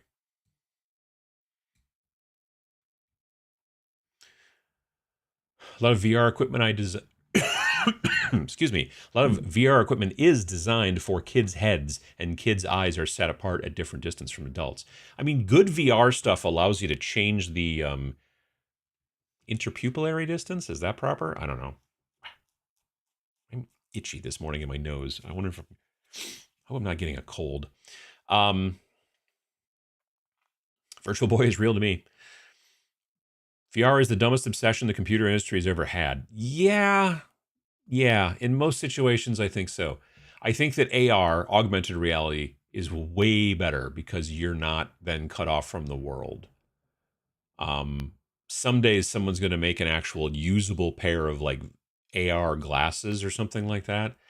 Or something else, maybe some other type of thing, and then that'll be something. But right now, like the idea of like you know, I don't know, Apple made that Vision whatever Pro, and then they're like, oh yeah, then you'll just put this thing on your head and just go to meetings and work. And I'm like, or I could just use a Zoom call or, you know, Google Drive, or not Google Drive, Google whatever it's called, Meet or something like that, or Discord. There's like literally no benefit. That's the problem with tech these days, is that they're like trying to figure out how to, it's like they learned how to do a thing and now they're trying to shoehorn it into stuff to make it a product. AI is a massive, massive, massive, A, waste of time, I think, in my opinion, but B, a massive example of that, where they're like, we figured out how to do this thing, and now we're going to try to shoehorn it into every last little product and make it, and people just don't generally seem to want it for the most part. And VR is kind of the same way. Like AR, the ability to like look around and see like something and then be like, well, what is that? And it tells you, great, that's awesome. That's a neat thing. I can see the benefit to that. But they're like, I wonder what that thing is over there. Put this big thing on my face and then like sit there, you know, and they get, I don't know, hit by a car or whatever. I don't know. Like I can see the benefit for gaming, but that's about the only benefit. It seems like it's something that makes sense for gaming, but for everything else, yeah, I don't want to do business with a VR helmet on my head. Yeah.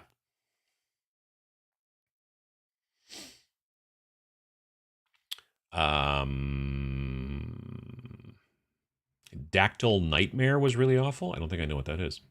I was part of a VR test in the early 90s. Man, I puked so hard. Oh, that's no good. Why does no one make a good brush-on primer? As a renter, it is very frustrating.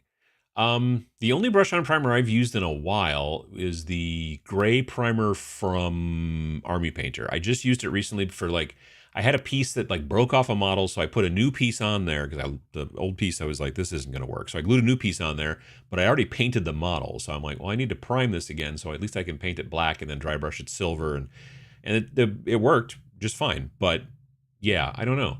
I think the problem with brush-on primer is, like I said before, very frequently it's the brush strokes and stuff that you get on it and everything like that. So, which doesn't always happen, but sometimes it does.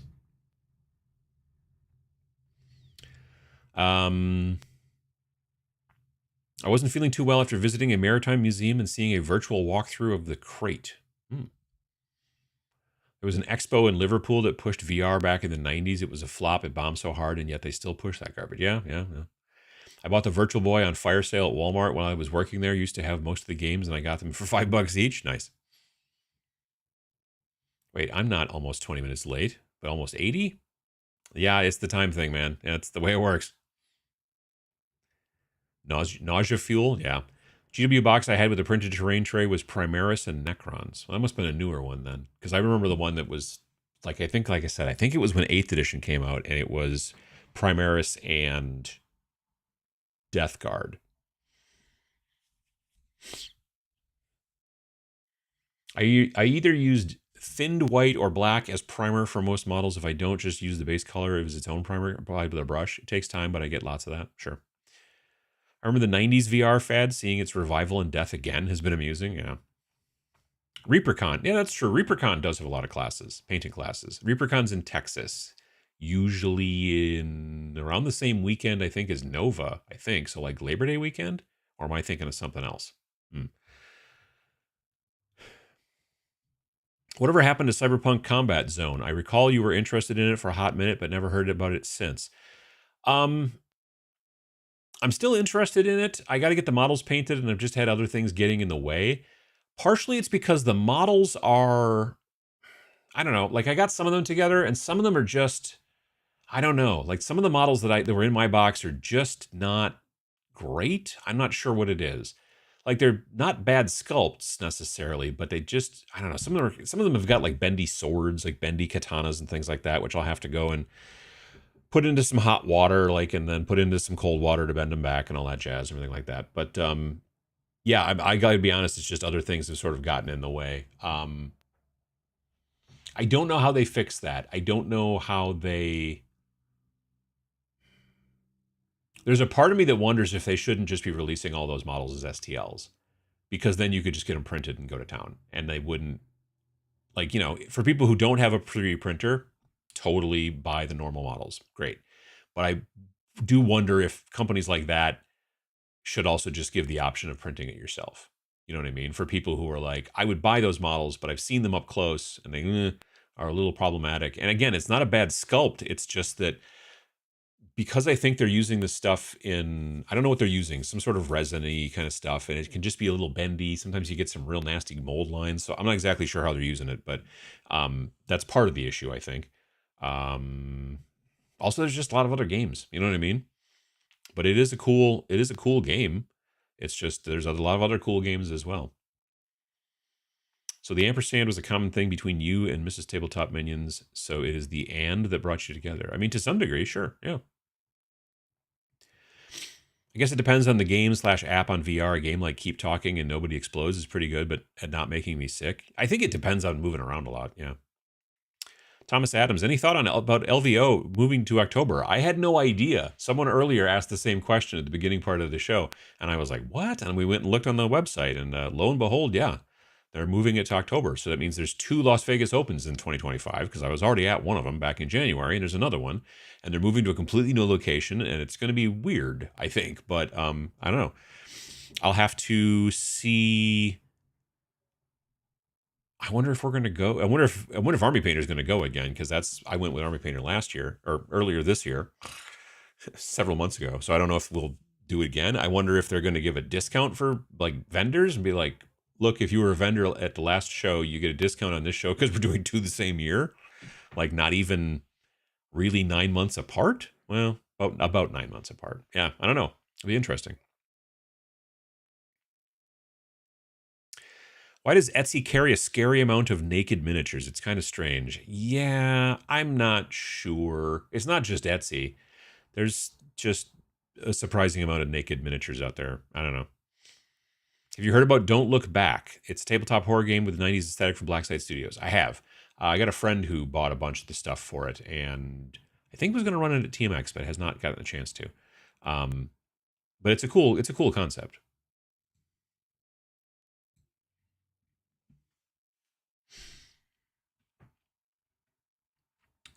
Speaking of end cards, ask for the depressmentation before you get to the cards. Can't like the video once the cards pop up. Really? Can't like the video once the cards pop up? That doesn't make any sense. I'll take a look at that. The fridge box was the purchaser agreement with clauses saying that by accepting the products, you can't sue delivery guys off and dispose of the box before delivery. Huh, I had no idea. My alarm didn't go off, plus daylight savings times means I'm really late to the show. Well, that's okay. All kinds of thrown off. Yeah, same here. Yeah, I'm already tired. So many other content creators ask after the cards pop up, and if I don't rewind, they don't get to like. Huh, weird. I was the one who wanted more IP logos, stamp plates, Ghostbusters, Batman, etc. I do custom toys aside with minis. I wonder if there's a way to custom stamp plates. I'm sure that they won't be able to get IP without paying the licensing to do so. And I think that companies like DC and whoever the heck makes the Ghostbusters are Paramount, maybe? Probably not gonna. Yeah, that's gonna be a tough one. Just being like, hey, let's put a Ghostbusters symbol on there. Like you just sort of can't do that without getting them to like sign off on it and give you permission, which they're going to generally charge you for. And I'm sure that Casey and Brent are not necessarily looking for the that kind of upfront fee. You know what I mean? But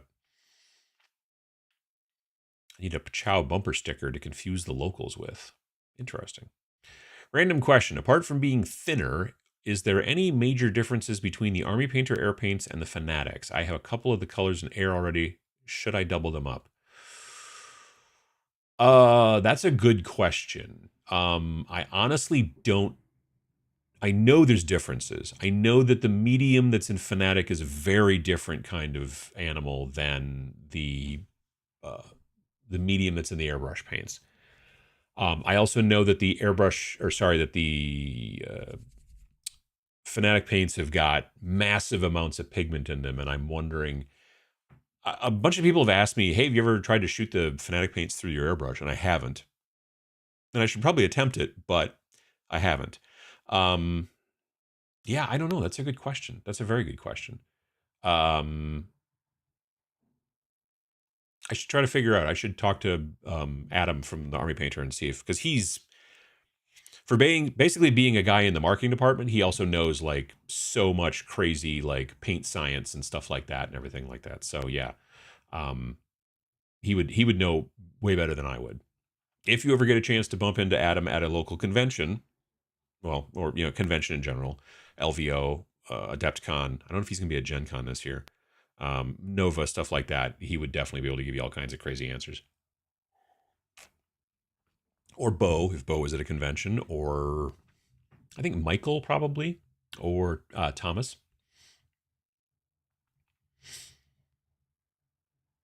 How do you rebase a figure? Cutting it from the base sounds scary to me. It can be.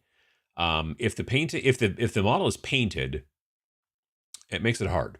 I have found sometimes if you can do it, and if you're using like a GW style base, which are relatively thin to some degree, sometimes you can hold the model, and I would tell you to probably wear a glove if you're doing it, like a rubber glove or whatever, and hold it. And it's tough because if it's real flimsy of a model too, you're going to possibly bust the model. But I have had some luck doing it one of two ways: literally holding the model and then just grabbing the edge of the base and just trying to snap the base in half. Like if the feet are like this, sometimes you can go the other way, so now the feet are like this, and then snap the base the long way. You know what I mean? It's round, let's say, or even square, but if you can snap it, then it's easier to get it away sometimes.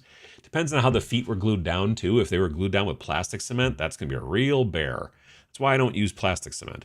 Because sometimes you need to rebase models or change arms or stuff like that. And yeah, with plastic cement, you kind of can't. So the other option is to try to get a X-Acto blade under there and kind of cut away, but that can be a pain too. AR will be great for virtual tabletop gaming. Yeah, I can see that. Lots of big tech are solutions looking for a problem. Yeah. AI is another great example. They are desperate to find something good to do with it. I mean, there have been several articles in the last several months about like companies that are like heavily invested in AI going, it's not going to probably be a moneymaker. And I'm like, yeah, well, it's going to be a money waster for sure. VR, stop trying to make fetch happen. Yeah. AI should help you configure complex things like setting the time on your VCR. Like, there's a difference in my mind between AI and machine learning. I'm a big fan of machine learning. Like, as an example, there's this cool thing in can I find a good example that I can use? So, like, here's a cute picture of Rex sleeping on my lap, it looks like. So here's a cute picture of Rex sleeping on my lap, and that's fine. And it can tell through using machine learning, it'll show you, oh, that's a cat. Like it knows that. So when you're doing a search for cat, it's like, oh yeah, these are cats. And I know that because of machine learning. The other thing that's cool about stuff like this and machine learning is I can press and hold on Rex, and now he gets cut out automatically. I don't have to go through and like use Photoshop to cut him out from the search. And then I can put him into like a different, I could copy and paste him and put him into a text that I send somebody or whatever. Like all that stuff, that type of stuff, that type of machine learning, awesome, really cool, like it a lot. But then like, well, is there a way that you could make, you know, Rex look like he was in Toronto on the street sleeping, and like, you know, generate a bunch of artwork and photos taken from other people without their permission? That I don't. Generative AI I've got no interest in, but like machine learning AI where it's like doing a thing that saves you a whole bunch of time, that's what I want. More of that, less of the other thing. Less of the what is it? The when you take somebody else's writing, plagiarism, less of the plagiarism machine and a little bit more of the saving me time machine. That'd be great. Let's see here. Vallejo's gray or black brush on primer never let me down when I used it. I used to use once in a while. Oh, back in the day, I used to use Reaper had a brush on black primer, and that's what I used around the rims of my bases. Now I just use Army Painter matte black to paint the base, and then after it dries, I just do one coat of matte black, and then the second coat I do the Grim Black Army Painter speed paint, and I do that. And I like the overall sheen, the effect a little bit more. That's why I do one like Fanatic paint and then one speed paint. Also, the speed paint has a tendency to kind of level, kind of self-level if there's any brush strokes and stuff like that from the previous go-round. That's at least what I've been telling myself. So that's why I've been doing it for a while now. VR needs to account for humans' artificial horizon, and they don't. Yeah.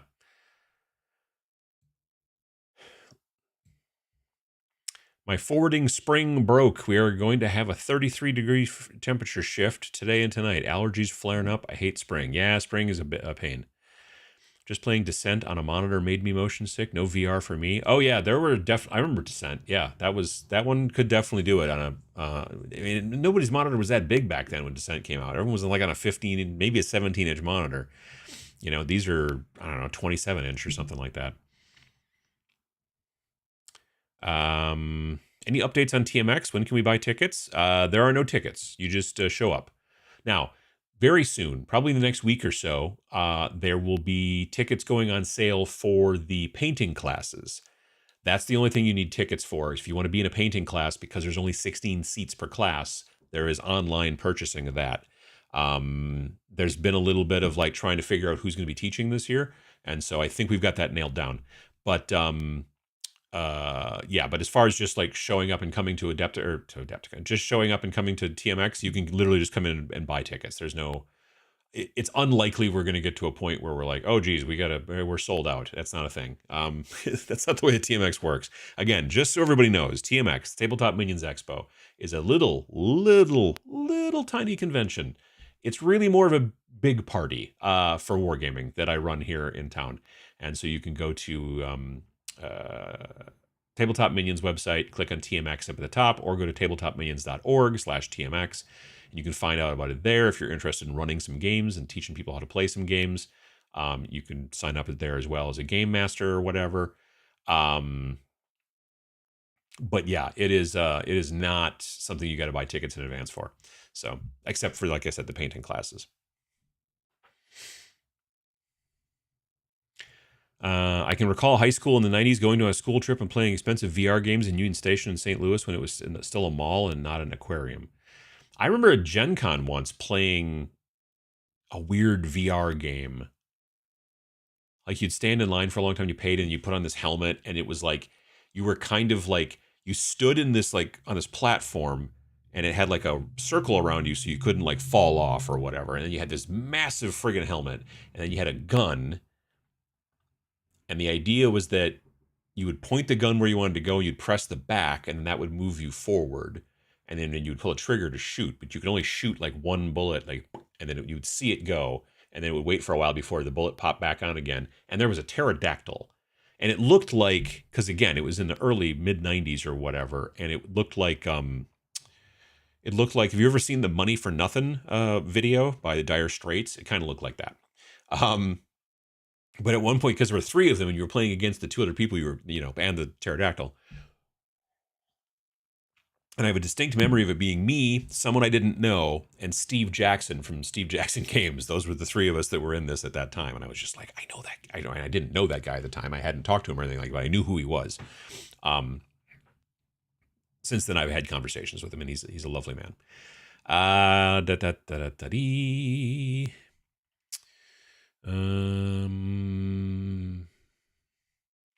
wasn't wowed by Cyberpunk either.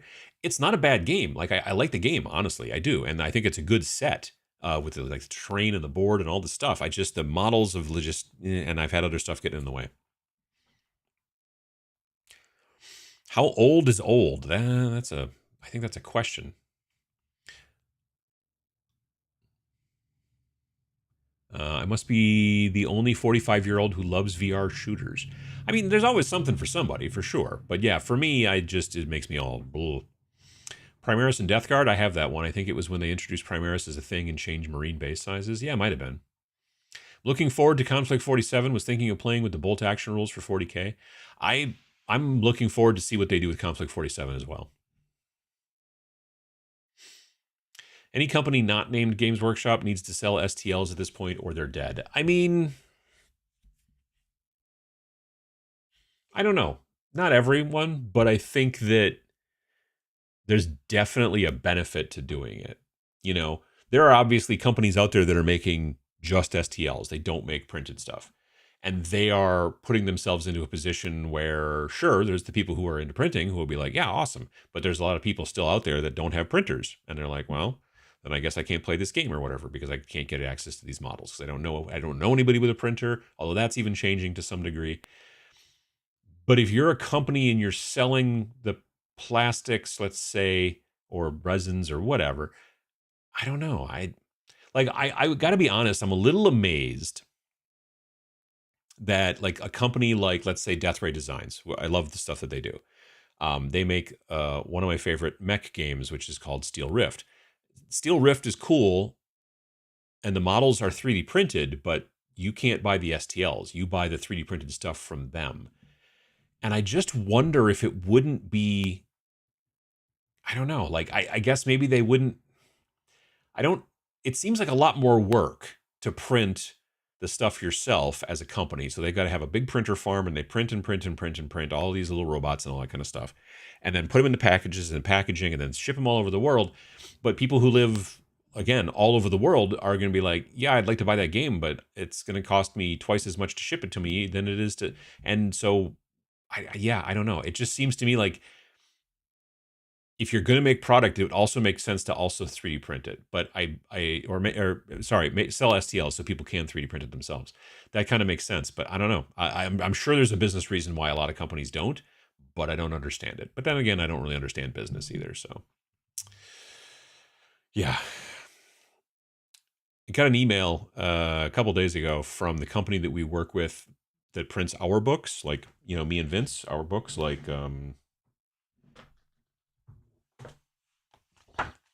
Death Wizards and such like this. If you're interested in buying any of our games, you might want to try doing it before April 1st. Let's just say that. The company that does the printing that we're working with on those games, and they're print on demand, they are raising the prices a lot. And they say it's due to the tariffs and whatnot.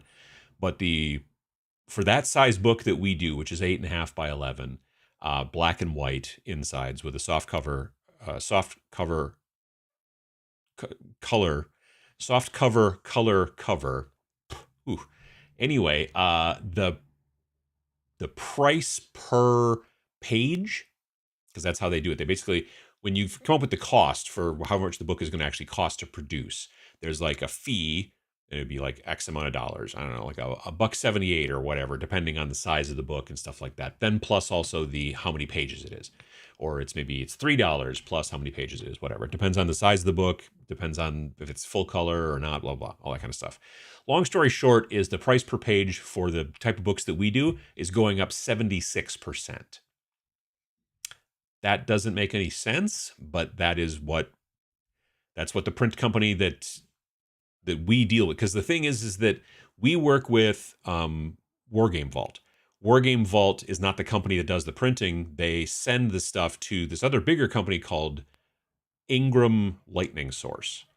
It used to be two different companies, Ingram and Lightning Source. And I think Ingram bought Lightning Source, and so now it's Ingram Lightning Source.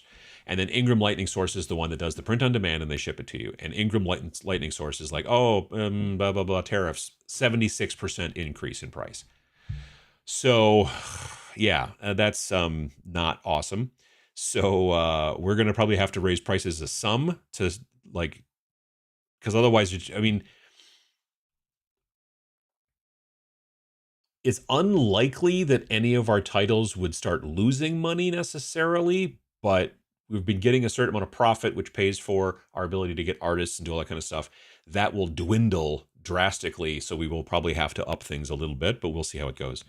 But anyway, that's supposed to kick in on April 1st. So if you've been thinking about buying any of our games, you may want to grab them before April 1st, because I think some of them are going to go up in price. But yeah, 76% increase in just like, I'm like, I thought aren't we hearing about 25% tariffs? Where's this coming from? Anyway, it's the world we live in. So there you go.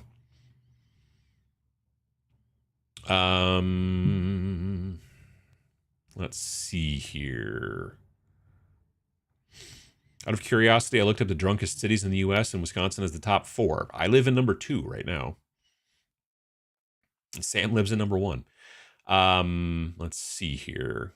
Just check the site. Since TMX is in the summer, maybe I'll see what painting classes there are. Yep.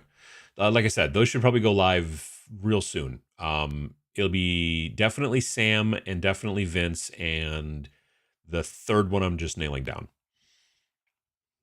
Tried using Army Painter air paints as highlights. Had a hard time because of how thin they were, but I only tried 2 colors. I mean, like brush on highlights? I could kind of see that, I suppose. But on the other hand, it also can be like layering like a glaze potentially if you get on there. Do you think GW needs to rescale the amount of models in 40K, especially with the focus on competitive events? Seems like reducing model count could encourage travel by Warhammer. I don't think they're going to do anything to reduce the number of models, because then they feel like they're going to sell fewer models. I think that they're very much stuck in this situation where they're like, things are going well somehow, inexplicably, and so let's continue doing it, even though there may be some writing on the wall that reducing model count would maybe get more people into the hobby, which could then end up being better. Yeah, I don't know. It's a good question. I'm glad I don't have to make the decisions over there. Ask Heresy for Heretics. I'm fairly positive he has done Fnatic through the airbrush. In theory, I'm going to see him at Adepticon, so yeah. Seems like 40K games back in 3rd and 4th had significantly lower model counts. See, yeah, that's the thing. I feel like 40K and like Age of Sigmar have been growing in model count size. So I don't know that they would turn that around. I don't know. It's the difference between generative AI and analytical AI, machine learning. Yeah, I like machine learning, and that's awesome. I use AI for board game rules questions, tech questions. I don't use AI for artistic creations. I just don't even like the amount of power and energy that takes personally. So yeah, that's not what I've been super into.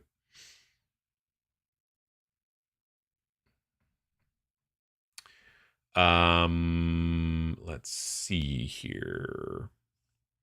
AI and VR has been used successfully in the UK for pioneering surgery, even enabling surgeons in the US to see the surgery as they operate.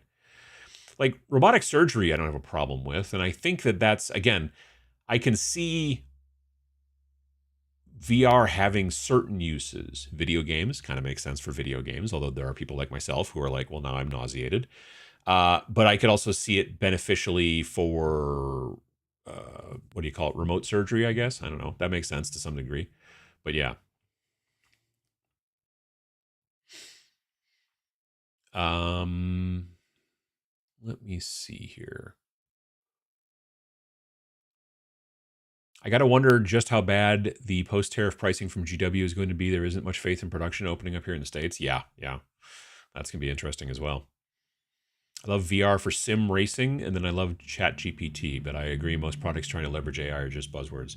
I'm not a fan of the Chat GPT personally, and the fact that they're trying to put AI in there. Like, Facebook is like, I'm like, I just want to search for a guy's name so I can see if I, or send them a message or whatever, something like that. And they're like, oh, well, here, click in here and type in AI stuff. I'm like, I don't care. Just use normal search. Any interest in the new Gundam miniatures game? Not particularly. I am not a Gundam guy. I've never have been. Not really an anime guy either. It's cool that they're heading down that direction. I think there's a lot of people are going to be really cool, and a lot of people that are going to be really happy about it and dig it. But it's not exactly for me. The idyllic future used to be a utopian space to be creative and leisurely with AI doing all the menial jobs. Turns out AI is taking the creative jobs and we're left with the menial labor. Yeah, if I could get AI to clean the toilet, that'd be great. Greetings from the center of the universe, Toronto, Canada. No kidding. Testing the new Procryl brush on primer, mostly for changes or base editions if something gets scuffed. I didn't know they were doing that. I remember playing the Pterodactyl VR game. My word, that was some time ago. Yeah. Dactyl Nightmare. Nice. That's what someone was talking about. All right. They pushed a dino hunting VR game in the 90s massively. The bad guy in the film Hackers was even playing one. Nice.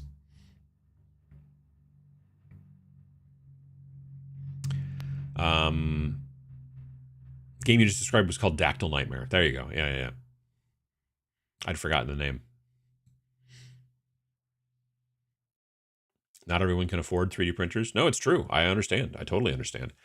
I think that I feel like, though, again, like I said, if a company is just selling their models, because here's the thing, it's like it wouldn't cost them more to also sell the STLs.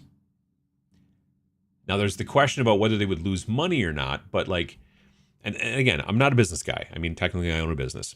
Well, a couple, but still, I'm not good at it. So I make some sort of doohickey, some sort of miniature. Let's say that this is the new GW robot. It's, I don't know, whatever. Anyway, so it's this thing. So I produce this thing, and then I have to have it in a warehouse once it gets produced and manufactured, and then it has to get shipped to people all over the world who order it or whatever like that. If I'm a small company, I'm not GW, I produce this thing. Maybe I even 3D print it myself, like locally, like in my own shop, and then you order it, and then I have to put it in a box and packaging and postage and blah, blah, blah, and ship it to you, and I'll go through all that stuff.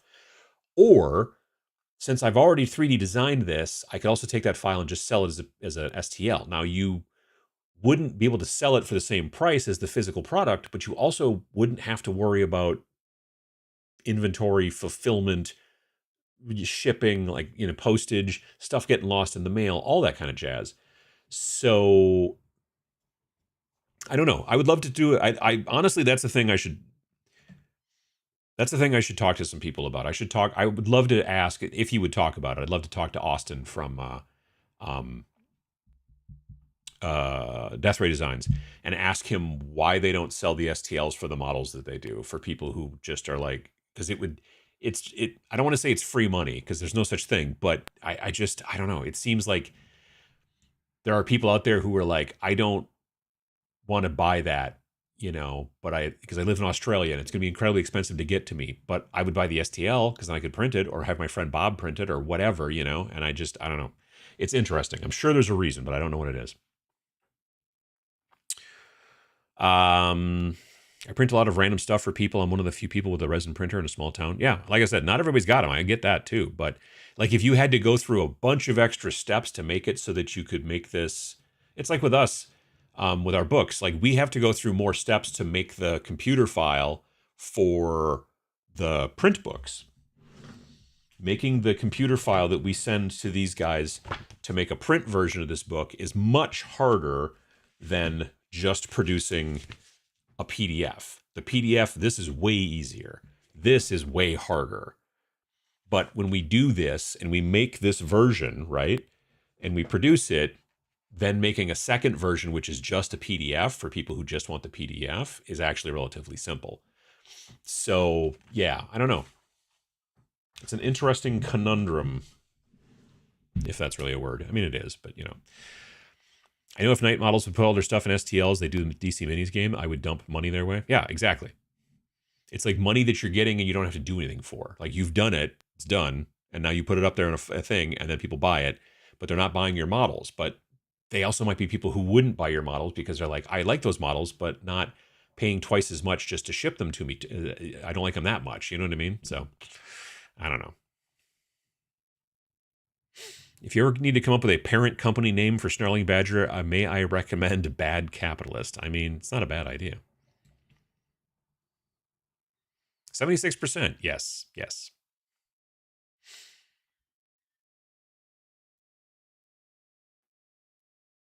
Companies will absolutely use the tariffs as an excuse to sneak in price increases and blame tariffs. Yes, it seems to be also the case.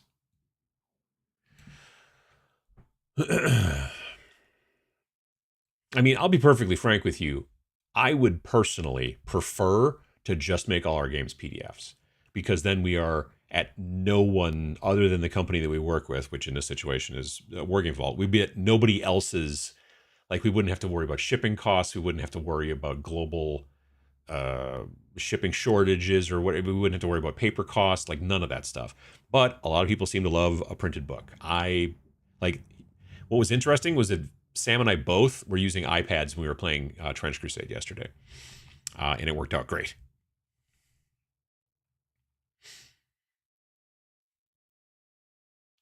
Let's see here. Yeah, I can't afford a 3D printer. It looks at pile of Fanatic paints. Well, or pile of miniatures or whatever. Yeah, I mean, honestly, these days 3D printers are relatively inexpensive in the grand scheme of things. The problem is, of course, finding the place to put it, the chemicals, the filament, all that kind of stuff. There's more to the cost than just buying the machine, for sure. Have you tried Rogue Warriors, a modern warfare tabletop skirmish game? I've not heard of it. It's a system that allows you to play a lot more with your existing minis, ranges from World War II to Modern to sci-fi. No, never heard of it.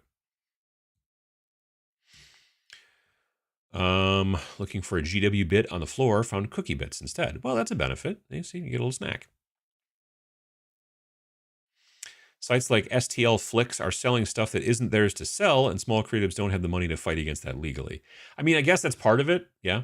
I mean, I'm sure that there's people out there also pirating our PDFs as well, but when you look at the number of people that's going to be versus the number, I don't know. It's a good question. Now, if a company is selling your stuff, that's a different story altogether. Like, if someone's just like, oh, hey, I've got a PDF of Majestic 13 out here on, I don't know, wherever you get PDFs these days, then we're, if we can, we'll definitely say, hey, that's our stuff. Don't do that anymore. And maybe it'll happen, maybe it won't. Now, if they're selling STLs that they've stolen from other companies, that's sketchy as hell. So, yeah.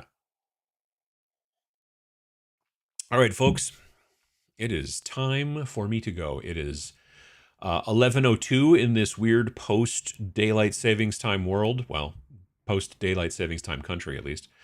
The rest of the world that does do the daylight savings, you guys will spring forward in another, couple of weeks or a month, or I don't exactly know what it is, soonish. There will be one more episode of the Every Other Sunday show before Adepticon. It will be literally like the Sunday before Adepticon, I think. Yes. Oh, so here's the deal. If I'm going to go to GaryCon, then basically it will be Every Other Sunday show. As soon as it gets done at 11 o'clock my time, get in car, drive to Lake Geneva. So I'd be there around roughly 1 p.m. So we'll still have it next week. Even if I am going to GaryCon, it'll still happen next week. And then